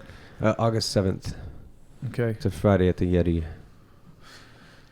Birthday weekend. Want to make a big celebration. About to be 40. Yeah. Ooh, wow. The big 40. That's right. I'm going to tear it down. Right behind you. So. Knocking on heaven's door. Man. What a bummer that. I know. That's sort of. But we're DJs, so it's cool. Yeah. I'm only turning 37 this year, so I've still got a few years to live it up. I'm as old as you guys. Soak it up. Yeah. Soak it up. The 30s were good, but they're gone. Yeah. Make it sound like it's some like ancient text or something. Right. It's really not that far. So, yeah. So, anyways, when we whenever we go DJ on Sunday, like I'm gonna play house music that I listen to in my car. Nice. Yep. So I would think you would like it, and if you don't, there's a big Bloody Mary bar. Just drink it up. Yeah. No, I generally think that like if you like house music, the stuff that I'm playing, if you like house music, you're gonna like it. I'm looking forward to it. I don't try to do weird left field like just, like I said, I don't. It's like if you're an artist, you don't want to do stuff that sucks. Like, you know what I'm saying? Right, Like, yeah, it's like I don't know. If people are going there to see you, you kind of want to please them. Mm-hmm. But the cool thing about the electronic music is you're playing music nobody's heard. Right. It's just the elements in it is all you're offering. It's like, I guess it's a chef who's taken these ingredients and made a dish. Well, it's about the ingredients and what they put into it to make this wonderful dish of stuff. It's like, Well, it's being able to spot the good elements in the songs and go, this one makes my hair stand up, Sure. it gets me excited. I know it's going to have this effect on people, and really knowing almost the psychology of the music and the elements in it, and Take knowing that- you can drop it. take that and repeat that every song if you can. Yeah.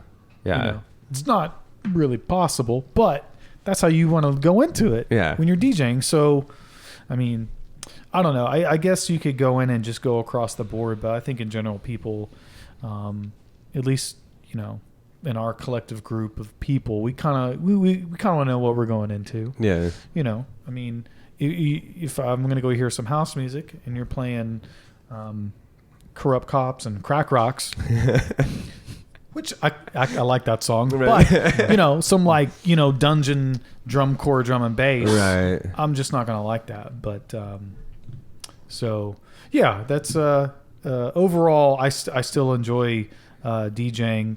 I enjoy the DJing where you make the money, Right. but not as much as what we're going to do on Sunday. Okay. And I did want to also bring up the 12-inch skins thing. When did that start? Really, I guess.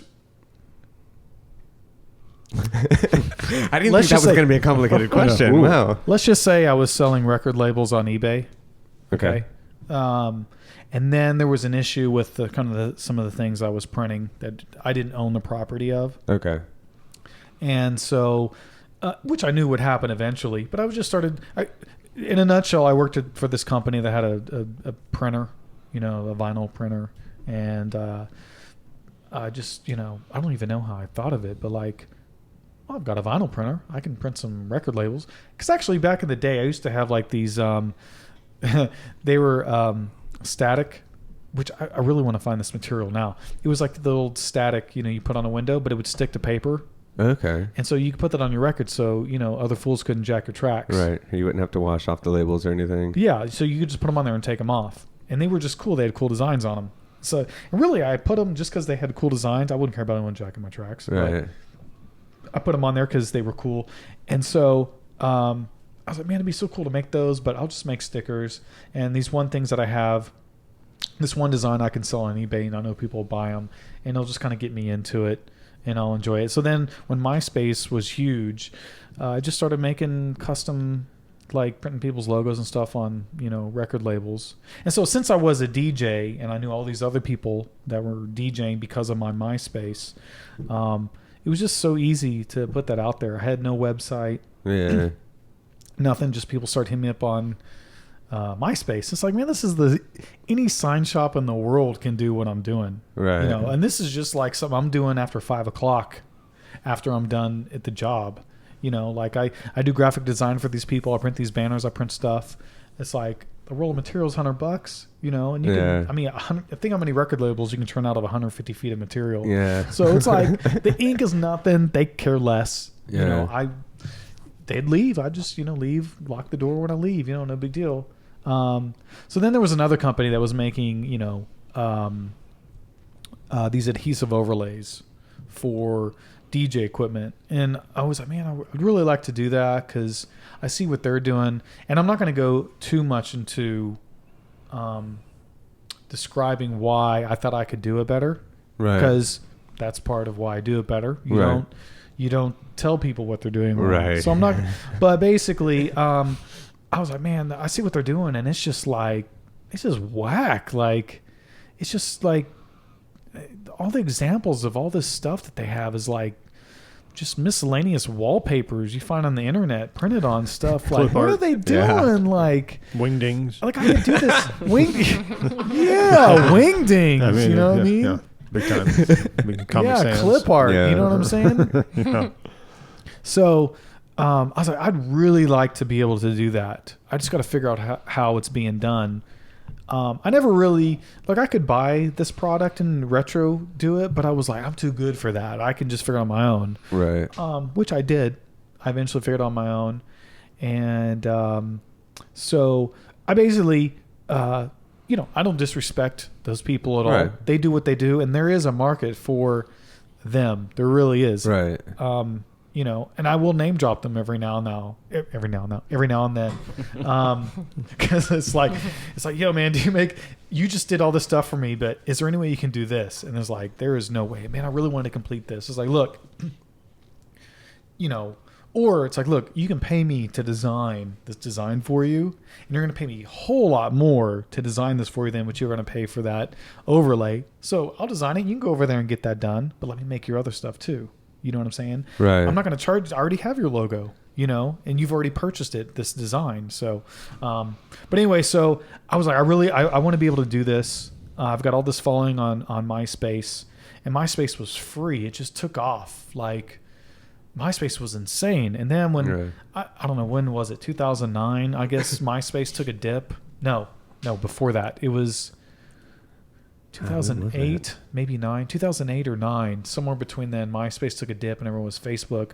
Once Facebook hit, it was like pond water. Like, this is not the same, though. The reach isn't the same. Even now, like, even my business Facebook, I haven't paid a dime ever. Maybe I should. Maybe I'm doing it wrong. Well, that's the thing. Now they have to, if you want to reach anybody through a business page or artist page, you have to pay to promote. There's like 7,000 or 8,000 followers I have, which is nothing. There's DJs with tens of thousands. But I just let it go organically. Right. I've never paid. I'll put something up, 12 likes. Yeah. It's like 20 likes. Put some on Instagram, 250 likes. Yeah. It's like so much more like, and really when you're selling art, which really that's what it is, you want something much more visual. It's like, you're going through Facebook and you're like, okay, here's a post about the Klan, how they want to kill people. Here's a post about abortion. Right. Here's a post about welfare. Here's a fake news site about someone who's disrespected somebody about something, about maybe their race or sexual, some gender or whatever. Yeah. When Instagram is like, bam, cool shit all the time. You know what I'm saying? Bam, cool stuff.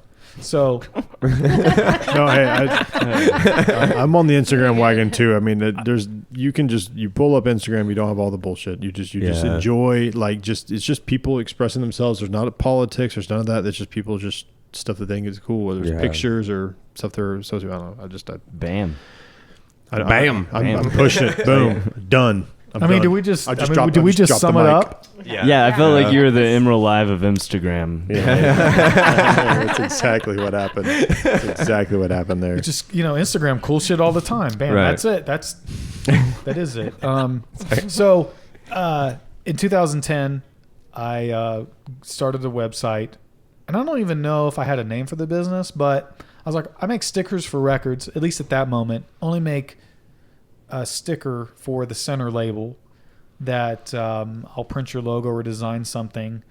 So being being someone who bought records, DJ type records in the 90s, that was called a 12-inch if it was a single. Right. That was what a 12-inch is. Put a sticker on it. It's a 12-inch skin. Which also sounds like condoms. So let's just talk about that right now.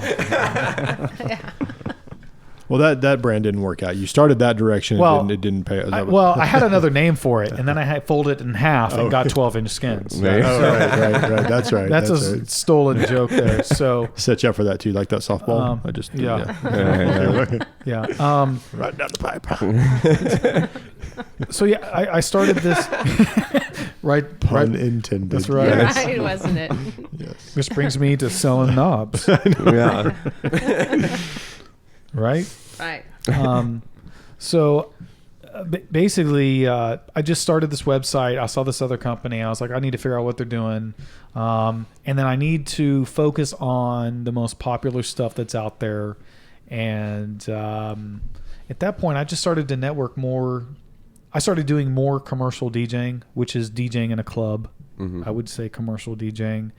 So I got familiar with other websites and more DJ equipment. And it's like right now, I could tell you every nomenclature of every piece of DJ equipment out there. At least, even like it's at least between the last 5 years, I can name everything. But I was like, I need to focus on taking what other people are doing and just improve on it. Right. And then exploit it and make it look the best without even saying anything about them. Just take it and just be like, this is it. And with art, it's easy. You don't have to talk about it. People see it and they're going to know. So 2010, I started the website. I don't know. I think just you're Apple is what it sounds like. Just take it, make it really good. That's why I hate those guys. No, I knew it. Sorry, I didn't want to distract. Okay, so I've had it for 5 years. Let's just say, in 2010, I only did I think I did 18,000 in sales all year, but I also had another job. Right. And then 11, I think it was 11, I quit doing my other job and just did that full time plus DJing up to now, to where every year it's increasing and it's in the six figures. So I'm a small business, really technically I'm a small business, right? You're a one-man shop that doesn't get more small business. It's like if people think what 12-inch skins is like, honestly, my website, I hate it. It sucks for multiple reasons, but logistically why it sucks. And I don't mean that technically like getting stuff shipped out, but the way that it's put together, the way that it's limited. I just started with like this generic e-commerce software and I've totally outgrown it, but working on a whole new website. But nice. I truly hate my website. When I look at it, it's like I can't sleep at night because of the problems that this stupid website causes me. Right. So people are like, man, I really like your website. I'm like, I hate it. I don't even want to talk about it. That's how bad. Right. But it's a tool. It works. I'm going to improve it. So yeah, I just went on my own and made this website and did a little bit of research on like what's an easy, like Yahoo Shopping. That's whack. That's too lame. Something that I can maybe look like that I actually built it. Right. But I can enhance it with cool graphics. And so that's kind of what I found. And really 12-inch skins has been totally organic. Like, I made something for somebody, and I know it all started with on MySpace. Not the crap I was doing on eBay. Right. On MySpace doing custom stuff where I found, somebody. I think I'm pretty sure like I did something for my buddy Mike, who's in touch with good buddies with Funmaster Flex and his whole crew. And I remember I made some. I think that's when I just started making like actual maybe like MacBook skins. Okay. And started getting into like more of the mixer skins, like the very first ones I ever did. And it was like, man, this stuff is so cool, bro. Like, Flex One says he's going to put on his TV show. I was like, shut up. No way. So I did that stuff. It's like, man, it's hard to think about like back in 2011, 10, like, I made this stuff that's been on MTV2 and like now it's history. Right. But like, when you what I was doing was so small, and then you do something that's like on MTV, like just happened. Just maybe I wouldn't say dumb luck, but like I just found a niche. Yeah. And it's like this is missing, and I need to find like you find a product you want to sell to the most egotistical performers, which are DJs. You have to. You have to. Dude. If you don't show out and have an ego, at least nowadays. I mean, it's you get like a dude. TJs have always been egotistical. Like, look at DJ battles. I mean, the best DJ battles when you were dropping samples, dissing somebody's mama, saying I'm the best, and what's a DJ if he can't scratch? So it's very easy. It seemed easy to take something and help embrace someone's ego or embrace their persona. And then just offer something that people can use. And it's really, you just turn people's DJ equipment into a billboard, and that's really what it is. Right. And so I think the main success of doing 12-inch skins has been quality control and, trying to embrace, you can't embrace everybody. It's just, you can't. It's just impossible. Yeah. There's too many people. So, you kind of have to like, pick and choose, and there's probably some things that I've lost opportunities just because I didn't make the right decision. But next thing you know, I'm doing stuff for Jazzy Jeff that's on Jimmy Fallon, or Biz Marquee that's name dropping me on Arsenio Hall. Right. So and there's a bunch of other people like that like I want to be a part of. So really at this moment I'm in a point where it's like I've got to be able to break up being a small business into a larger business. Yeah. But Scale it a little bit. Focusing more on The knobs. Well played. yes, yeah. Which I've got. Yeah, I had my hands were all over knobs today. I took a lot of photos and Knobs for weeks. I mean, but that's a whole other website. and in just the photo of these knobs that I put on Instagram within like 2 hours, it's in over 200 likes. So, Right. but So, well, when it comes to the 12-inch skin stuff, if somebody wants, something like that, do they just tell you what kind of controller they have and work out like a design idea with you? And do you just like ship them the vinyl and they put it on, or? really, okay. Without, like I said, without going into too much detail of why I do certain things, 12-inch skins you can buy. It's kind of like a car lot. You have you have this certain equipment. You want in different colors. You can order plain Jane skin in different colors. Very simple. You don't have a logo. You don't like your logo. You don't have any graphics, but you just want something different. Easy. It's like I like blue. There it's blue. Right. I like my mixer in blue. I like the CD player in blue. There it is. I got something custom that nobody else on my block or my town has. Right. I want it to where everybody has it, but for right now, it's not permanent. So it's like I'll get this, and then I'll work on maybe doing something custom later. The custom stuff, you can download templates on our website. The templates are downloadable, and they are meant for people who are familiar or professionals with graphic designs. Right. Okay. So that being said, I would say at least half, maybe a little more, of those custom skins are very, at least professional looking. They're not fantastic. I wish everything was a portfolio piece, but it just isn't that way. Right, yeah. So the fact that I'm able to offer these templates that professionals use yields a better looking product. Right. Okay. So then since, I don't know how many people I want to hear this, but since I'm fairly limited on manpower, right. There's only so much that I can do for people, so there's really right now, it's kind of like if you have something like even just some like logo that you could print that would look professional within a certain amount of space, just give it to me and I'll set it up for you. It takes me 2 seconds to throw that in there. Right. Or we could go the route to where I'm going to charge you this certain amount of money to create a whole design for the next hour, where it's like, I'd rather just spend 5 minutes, charge you nothing. Yeah. Get it done, print, ship, out the door, you're about your way, Yeah. A lot of people, the easiest way right now to stand out with you is really with your DJ equipment. Besides your performance and your DJing, right. But like, why do you want to have just plain, plain looking DJ equipment when you can enhance it in some way to give it that extra whatever? Yeah. Give it I mean, your character. Whatever. I mean, a lot of, not everyone's a festival DJ. It just doesn't happen. You might be at a wedding or a school dance or some corporate thing where somebody, it's like, yeah, you're a really good DJ. It's like, man, look at this. Look at your equipment. Like, you've got to be really professional. Yeah. Maybe just that someone looking at it sees your gear and it's like, get you that extra gig where you might make between, $300 to $1,500, whatever, just by having some stickers on your DJ equipment. That you're just adding to that extra.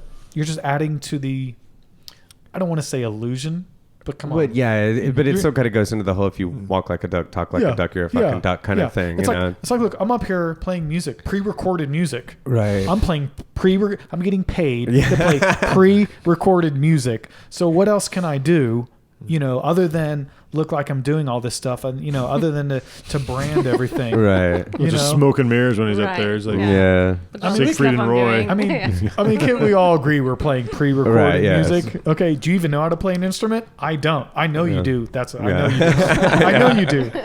So, I can't even play harmonica. So that's why I DJ. But, at this point, it's like, you know, you want to be as professional as possible. Right. And the product that 12 Inch Skins offers, even if it's not custom, it adds to the look. You know, people can notice that you've put some investment in your DJ gear. You know, I mean, you can make some little DJ toy look really cool, you know, with the skin that's on it. Right. You know, or use that skin to take away from how, you know, I mean, like right now, I have thousands and thousands of dollars worth of DJ equipment. I purposely take out a $150 DJ controller because I can. Yeah. I'll post it up on Instagram, you know, because I can still use this and still do what I'm doing. Yeah. You know, and a lot of people are buying those and using those, and they see it with the gold skin or whatever on it, and they're interested in it. They think that's cool. Oh yeah, I could take the normal thing and put a reflective gold or whatever, you know, whatever sort of cool thing that you've got working. Let me can you grab that. Yeah, I got it. But even so, like in a world where everyone's a DJ, you do kind of have to you really try to project your character as much as possible just to stand out. We have a prop, so if everybody could just. I brought this for show and tell. Right. And really, the reason why I brought it, so I don't have to tell you about it. You can look at it and give your own assessment of it. You know what I'm saying? And really, it comes to two things. It's you want to show out and make your stuff custom, and then it's like you just want to. You're tired of looking at the same thing. Yeah. A lot of people are just tired of looking at their DJ gear. It is what it is, and it's like this is a very minimal investment to make it look like, you know, I could just go buy a brand new gear, or I can put this cool skin on there that makes it look like it left the factory that way. Yeah. And it's like it's something to look at, you know. It's like I'm really buying this for me and my other DJ friends to hate. You know what I'm saying? That's really it. It's like, man, it's like if you get something you put on your DJ gear and your buddies are hating it, you know it's awesome. Yeah. You know what I mean? So. And how hard is it to put on the Did they skin? put these on themselves? Yeah.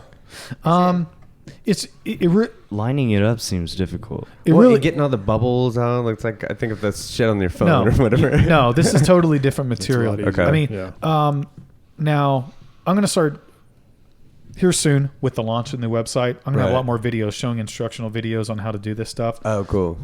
The reason why I haven't done it is because I haven't wanted to put on a thing that I haven't wanted to half-ass anything. I have half-assed some things, but as far as the video production, it's like, look, I'm not going to do any videos. I'll let just end users do it. But when I put out a video, it has to look top notch. Yeah. Like I can't put out a janky kind of, you know. Here's how you do it, folks. Yeah, half-assed video. Do something like this. Me holding the phone and announcing. So just keep an eye. So I'm kind of setting up the whole. We're setting up a studio to do video and do professional stuff. But really, you just take off all the knobs, and when you have the skin, you lay it on there, and you tape half of it down. You peel half of it back. You cut, which it's like it's a sticker. Right. It's just it's a sticker. Right. Decal. So that means that the top side is not adhesive. You peel off a backing paper. The other side's adhesive. Makes it a sticker. Right. But you line it up. You tape it. You cut the back half of it off, and then you lay one side down, and then you remove the other side, lay it down. The properties of the material are bubble free. The only way you can have bubbles in this is if you stretch it. Okay, yeah. Which can happen, but if you take your time to install it, I do get the phone calls or emails where it's like, man, I just totally messed this up, but it's really rare. Right. You know? So when that happens, at least I'm like, well, send me a photo. Let me see what you're talking about. Because anyone can just call you up. Hey man, I messed it up. Yeah. Can you send me another one? So I'm willing to work with people. Or it's like, here's the thing. I don't want my product out there looking jank. Right. You know what I'm True. saying? So it's like I'll meet you halfway.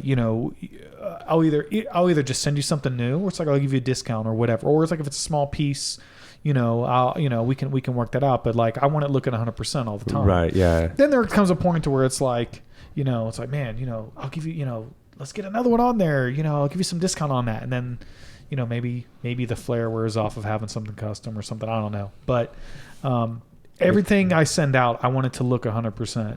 Doing the custom stuff, it's not always possible. Right. I don't dictate. I'm not the graphic design god. Right. But I am the god when it comes to the quality of the graphic. Right. If it's going to look like a bunch of pixeled mess and not artsy pixel, like, oh, it's supposed to look 8-bit. Yeah. It's like no, I'm not going to send it out there. It's like because whenever I kind of look at it like this, when we do custom skins, I want it to look good for 12-inch skins. Not so much the client, but when it looks good for me, it's a win-win. The client is going to look good. You know what I mean? Yeah. So that's where it's like at least the quality of the print, I want to be top notch. So that way they can't look, even though, not everyone has the best graphic skills. Right. Somebody has something that may have been designed like 20 years ago or even in 94 in some like Windows version of Paint. And that's all they have. But if like the resolution's there and it may be whatever, it's like, as long as someone is going to look at it and be like, you know what, man, this print quality isn't very good. Yeah. That's where it's like, look, I'm not going to print this. Right. It's just because there's no way I'm going to send this out. Yeah. Now, there's been stuff that I have printed without going into any detail where I put no logos, no branding, no nothing. And not because of the quality, it was just kind of the content of it, which could have been questionable. Now, saying that, there's no way I'm going to print highly offensive things on skins and send it out the door. Yeah. You know what I'm saying? Yeah. I don't need to say what they are. We know what they are. Right. But, someone wants a picture of, some girl in a bikini or what have you. Yeah. Right. Or... I don't know. There's some other things that I've printed, which is really I find kind of funny. It's very rare, but it's like it's not like you really have to know what's going on to even be offended. Even if you see it, it's like that's crazy. But so it's really not a problem. I mean, the biggest problem with doing custom skins is having quality artwork that people want to print on them. So. This is something I designed. This is the Control awesome. S4. Yeah, it looks great. It's supposed to look like C3PO, but since it's the S4, it's the S4PO. Nice. And so I just basically, these are very simple designs, but this is like the center of C3PO, his little weird disc thing. Yeah. Mm-hmm. And if His you look buckle. if you look at his arms, this is supposed to represent kind of the little pneumatic, which Yeah. his arms really never move, so I'm not quite sure what purpose they served. And then other it is just some BS to give it some type of Yeah. separation. Well, it corresponds with the R2D2 skin Yeah. for the mixer as well. Yeah. So, So I mean, Oh, really? The Star Wars universe. so- yeah. Oh, that's awesome. and then also if you look at the edge, that's supposed to be our C. Yeah. I'm sorry, S4POs. It's like his waistline wiring. with all the Yeah. wires. So really, I mean, I could describe it, but I mean, look, what is your honest opinion looking at it? Like when you see something like this? It's very smooth, extremely smooth. I just like how everything lines up perfectly. And that's what was my only thing was like, how hard was it to put on? But after talking to you, it seems it could be very simple. Yeah, it looks super professional. Yeah, it looks like it it looks- does come like this. Yeah. It I think doesn't- that's Yeah. really the point. You want it to Right. look like it left the factory. that Yeah. way. And even when I was messing with like the faders and stuff like that, there's no residual things in the middle. Like it's not like There's no extra drag. or Yeah, no anything. extra drag, no nothing. Everything just feels great. Those circles. Wait, Are okay. those your knobs? Oh yeah, I'm playing with Which- his knobs. And I'm like, Yeah. this feels great. I Which- want to talk about Jared. those now. Look, Turning we've me been- on over here. We've been dancing around my knobs this entire conversation. all night. So Let's focus on them. I don't have the knobs on this, but yeah, I got a buddy in California who does cooler caps, and we've just come out with some gold and silver knobs to really. I want to say it was my idea, and I'm sure he thought about it, but I was like, "Yo, we got to do some metallic knobs to go with these metallic skins that we do." On the website, Right. and More they look. polished knobs, if you will. Yes. I had to. Yeah, these ones aren't These ones, to be technically, these ones don't have a polished appearance. Well, you need both hands. I mean, Yeah, that's- yeah. I mean, you got. I do have some knobs that probably could be polished. We can, I mean, if anybody gets around to it. right, but these particular knobs kind of look like a metallic powder coat, so they're not shiny. I mean, they don't look Right. like. Which I was like, man, it'd be cool to have those like really, really shiny, but. The way that these are, they look great with like a mirror or the brushed finish. So it's kind of like an in-between. And I think what he put together is awesome. And so I just got those up today on the website. And so as each hour, each day goes by, I'm going to try to get as many different models up there, You know, got to do the math for the pricing and all this and that. But anyways, 12-inch skins. I mean, it's you know, I didn't invent it. I just saw what someone was doing. I was like, man, I could smash that. Yeah. Like just I mean, it was easy. Just make it look good. You know what I mean? Have some graphic design skills. Be a DJ. Know how to talk the talk. Yeah. It's also another and part of it. know look what they're looking for too. Being a DJ. It's like people call me on the phone. It's like, I mean, I would, you know, get into conversations. People, you know, I would hope that they think it's like, you know, this guy's a DJ. He knows what he's talking about. It's not like just some, you know, just some schmo, just some hipster who just decided to print some whatever and hey, you know, here's a skin with some dolphins and some unicorns and some tiger print. Right, and that's that'd what I'm be gonna. dope. That's what I'm gonna. Some Why'd Lisa you tell Frank. him? You just told him what I ordered. Yeah. And that, Stop it. And that's what you're gonna put on your thing and take that you know, you don't put that on your sample product and take it to trade shows. Right. Yeah. Okay. So you're doing a special Star Wars series? No, Just the robots? not at all. Not at all. Okay. I mean, you can't do that. That wouldn't be Right. Yeah. But This if you was- were going to, this Yeah. would be the year. Yeah, I mean, yeah, Just I mean, saying. Yeah, That's this would be true. the year. So There. okay, so It's I mean, awakening. Yeah, I mean this emulates, you know, C3PO. So, but this is all my original artwork. So Right. this is on the website. You know, but it was just like C3PO, S4PO. Right. It just makes sense. Yeah. And really, this goes with Barto's mixer that I bought. Right. I did to look like R2D2. It looks more like you. Like once I tell you what this is, it makes sense. I mean, I'll get it right off the bat. The other mixer looks, you know, exactly what's going on. So Yeah. I have those both. I have those both up there. I mean, sold a few. It's not that big a deal, but it's kind of more like this is just bait. Yeah. I do a lot of stuff that like I may do that I may not even put on the website. It's just bait. Oh man, that's awesome! It's like here's an example of something you can do. Yeah. Clickbait. Yeah, really. Yeah, going back to Facebook, it's just clickbait. Damn it. Right. Got me again. Anyway, so yeah, that's. I feel like everything I've talked about is really I've just sort of been on the cusp, like sort of like just maybe got under the skin a little bit, like as far as like 12-inch skin. well, 12-inch skins and just like me DJing in general. Right. Like, I mean, we could talk for a couple hours about going. to People are Thing just One. going to have to Right. come on Sunday. Yeah. See There it you go. real time. Yeah. See for Which- themselves. which you have to get, you know, if you really want to focus on like Tulsa and the roots of like just, you know, DJing and as far as electronic music and all that in the 90s, you got to talk to Mike Ing about that. I mean, Yeah. it's like you'd have to be like, look, man, you got to talk about this because he would have content for, you know, ever, you know, Yeah. talking about that stuff. But so yeah, overall, like I like being in Tulsa. It's weird. Tulsa could disappear. It wouldn't affect anything I do with 12 skins. Right. Yeah. I can move to a farm in Adair and do what I do because of the internet. As long as I Right. have you know, UPS, USPS, FedEx, and the internet, you know, I'm good. But I kind of wish I was in more of like a real kind of DJ, you know, focused area. Yeah. You know, people are like, so what do you do? Like, I was like, I'm in Tulsa.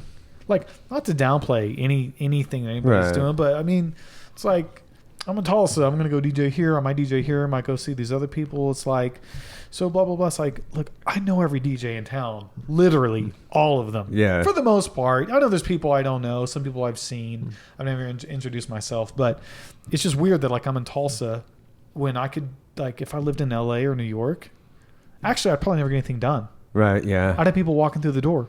Like where I'm now, nobody knows where I'm at. I have no sign. There's no advertising. Yeah. It's just a building that, you know, like before I moved to the new place, the guy was like, "What are you doing there? Like, what is it that you do? Like, you get here like 6 a.m. Sometimes you leave till 10. You know, and this guy's there all the time. It's like, you know, I just make stickles." That's awesome. Well, and we talk about the things like we're in Tulsa and all this stuff. I mean, that's one thing that's cool about Sunday and the after brunch and the things that we're trying to do that you're trying to do specifically to help Yeah. get that sound out and maybe get people a little more interested in it. I mean, you know, it'd be nice to see if people do come out just to hear whatever. We don't, I mean, a lot of people that we know mutually are going to try to come out. It's cool.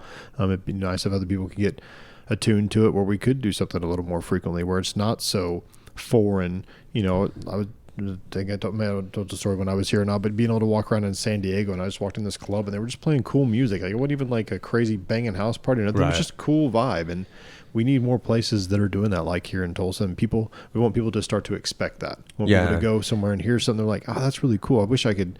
I mean, I can go here and hear Top 40 like we've talked about, but man, if I go here, this is actually kind of cool. It's a little bit different.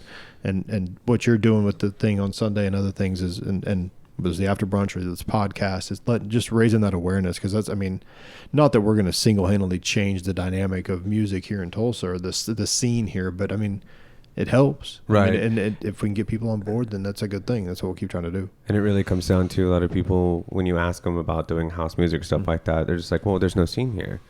Well, what are you doing to help that? Yeah. You know, it's like, let's make the scene. It's because nobody's doing it. That's why we have no scene. Like, no, that's very true. And as we get older and stuff, stuff gets more busy, we get less time to do whatever, then that becomes more and more difficult. But the collective, we can make it happen. I mean, it'd be great if there was a more, as it's going to grow, right? Right, yeah.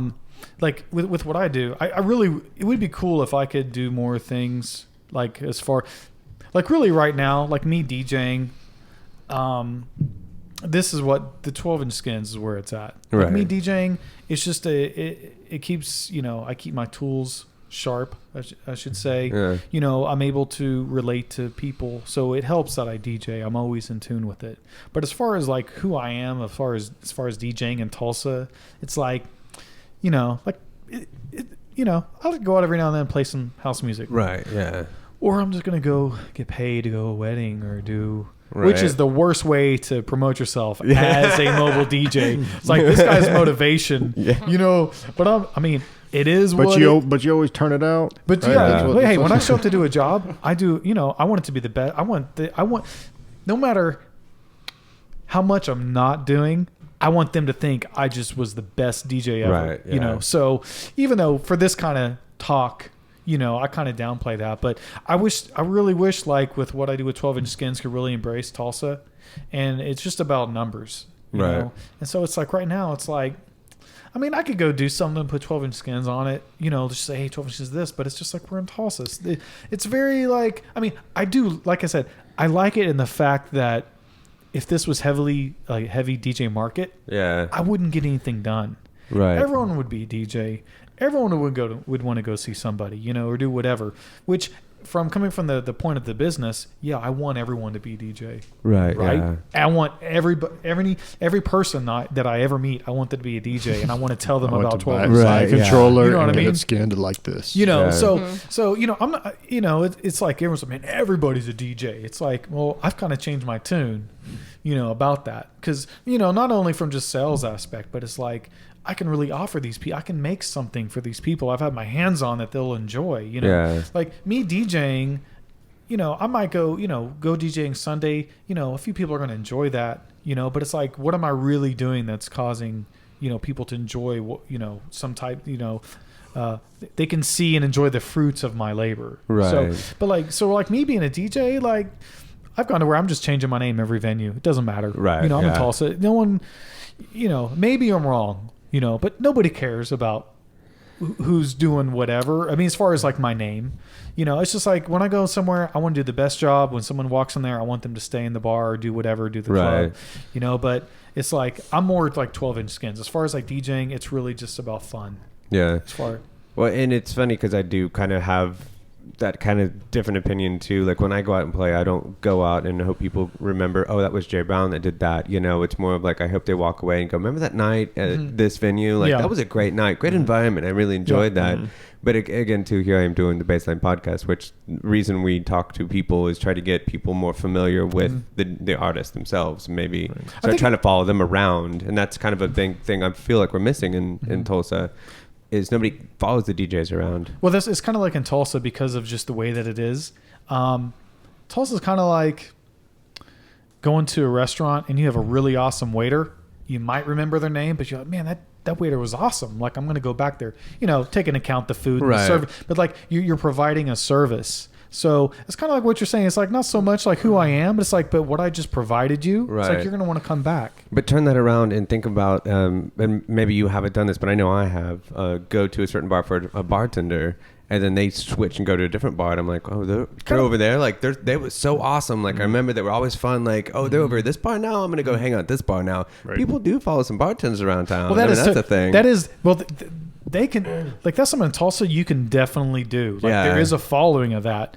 There's just it would be cool if there was that same following with the DJ. Yeah. You know what I mean? But you know, like I said, but on the other side of that, it's like if no one's gonna remember like my name, at least I want them to remember like when I was there, that DJ, whoever that was, maybe recognize my face. Yeah. So, man, that was awesome. You know, I had a good time. So until like and I think it's really not so much the DJ, but we just got to have the venue, the whole night scene for that to happen, I guess. Yeah, we're lucky enough to have venues like the Yeti that we're using again. You know, Sunday, who does a very eclectic range of music, but allows us to come in and never dictates.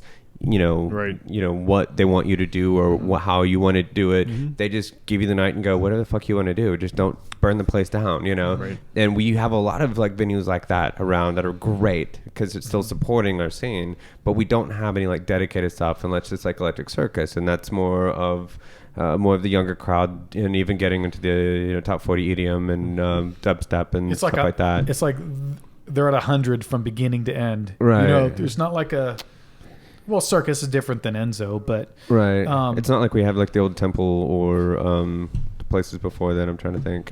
yeah, like the whole temple was so cool because it was like it didn't have to be 100 all the time. No.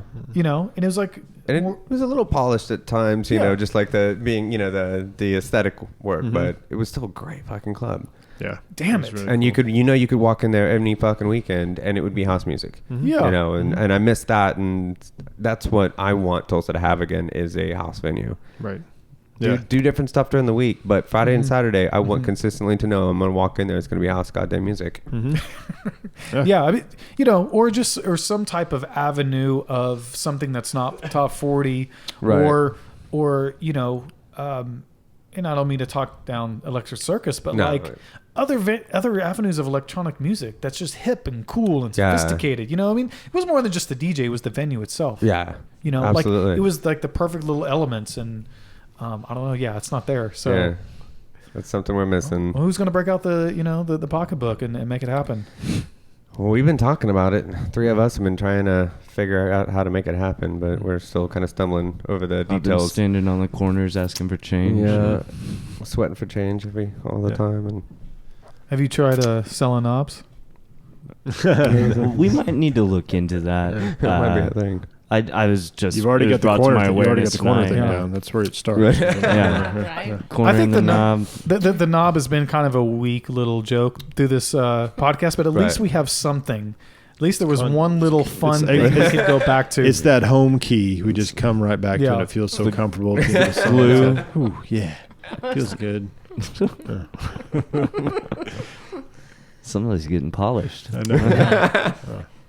It's been good. This will be the knobcast. The Knobcast. Yeah, that's great. like after doing this, I I'd rather just be like just a little sidekick, dropping the one-liners. I think I'd be good at that. Right. Oh, yeah. Versus talking about myself and Right. those things. I would rather just or help insult someone. Yeah. I'm good at that. Right. Yeah, that's You like perfect. roast them, kind Yeah. of. No, I would we'll- be really good at that. We'll definitely have you back as a guest, especially if we can, get Mike in here and what was we talking about? Oh, Jeff. Jeff. Yeah. Jeff. Yeah, Yeah.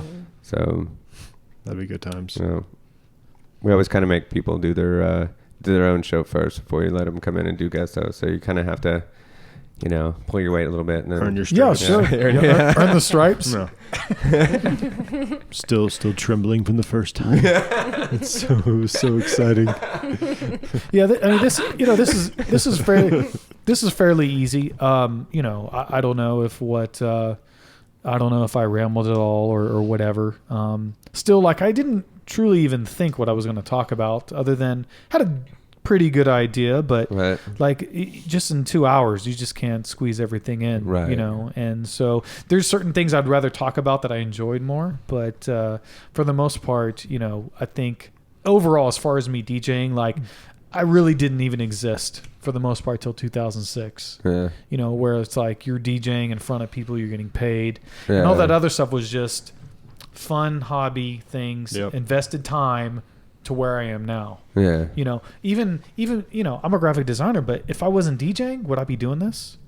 Right. You know what I mean? Like, could I really, you know, like I believe what I'm, you know, I believe that this product makes sense. Yeah. You know, because I DJ, you know, so I guess in a nutshell, like whatever happened prior to 2006 is just, you know, whatever. But really, at that point, that's where it kind of changed. Yeah. And then 4 years later, I started this company. So That's awesome. Well, do you have like a favorite experience at one of your shows or anything? Or a least favorite? You can choose. Choose wisely. No, Nothing crazy ever? no, happened? there's some crazy stuff that happened at Privé, and that was just, you know, a lot of, And that was the Top 40 Club? well, The Yeah. restaurant? yeah. When I say top 40, I mean I might have been playing Gangstar, I might have been playing House, but I was probably playing Shakira too. You know what I mean? There's like a lot of Shakira, a lot of there- Timberland there was just- production type stuff that was real let's- popular back Yeah, then. I like that I shit. wasn't involved in Mhm. anything, and I can say this, but let's just say there was a lot of shenanigans going on that definitely I will never run into ever. When the doors close, the Oh, party really? starts Yeah. in There place. was- A lot of venues are like that, but this Yeah, one with particular sounds like. There's a lot of memorable moments that you know, didn't affect me, but it was good times. I'm glad I could, They're fun to observe. you know. Yeah. It's like, I mean, it was not boring ever Right. doing that. So, and then I mean, I can't really say there's any particular. I mean, you know, maybe later tonight I lay in bed like, oh man, I should have told that one story, which that probably exists, but right now I can't really think of any one crazy moment or. Well, we covered that really well. Right. Yeah. Yeah. So yeah, I'm just pretty much always mediocre.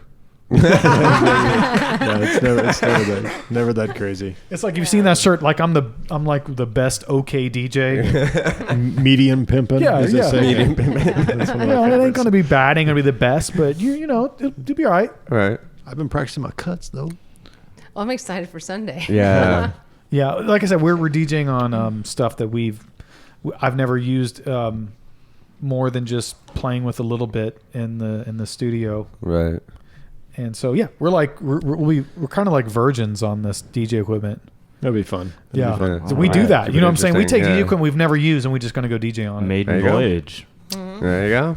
I mean, it's like the height, the pinnacle of technology of DJing. It's so hard. It's like one piece. You just hit this button and then it works. Right. It's gonna be so difficult. I don't know how you guys are gonna We'll pull be this there off. rooting you Yeah. on. Yeah. Good stuff. Do you Good stuff. record? Did you record these Sundays? No, we've been talking about starting to do that. Me and Donald Barnes are actually working on a video project with Chew TV, and we're going to Yeah, start that's right. doing We talked those. about that. We were trying to get it ready for this time. I need to touch base with him and see if we have the equipment we need to do it. We may not, but what we want to start doing is at least doing these and the Hey Mama shows and getting them up on Chew TV to help kind of promote. So Get people to know about it. yeah, Very cool. But that's coming up too. Yeah. Anything else Eventually. on the radar? Anything else showing up that we need to talk about? Are we? I don't think so. I don't know of anything. I mean, This Sunday. I'm pretty much ready to get the hell out of here. You ready? Sunday, Right. Sunday, Right. Sunday. Well, Are we thanks for done? coming out, man. Are we done yet? Yeah. Thanks for coming out. All right, somebody let unchain him so he can leave, and then thanks for coming in. We appreciate both of you guys coming in. Right, exactly. Nice. This is my first time to speak into a microphone like this. Yeah, I mean, so I really enjoyed this and appreciate it.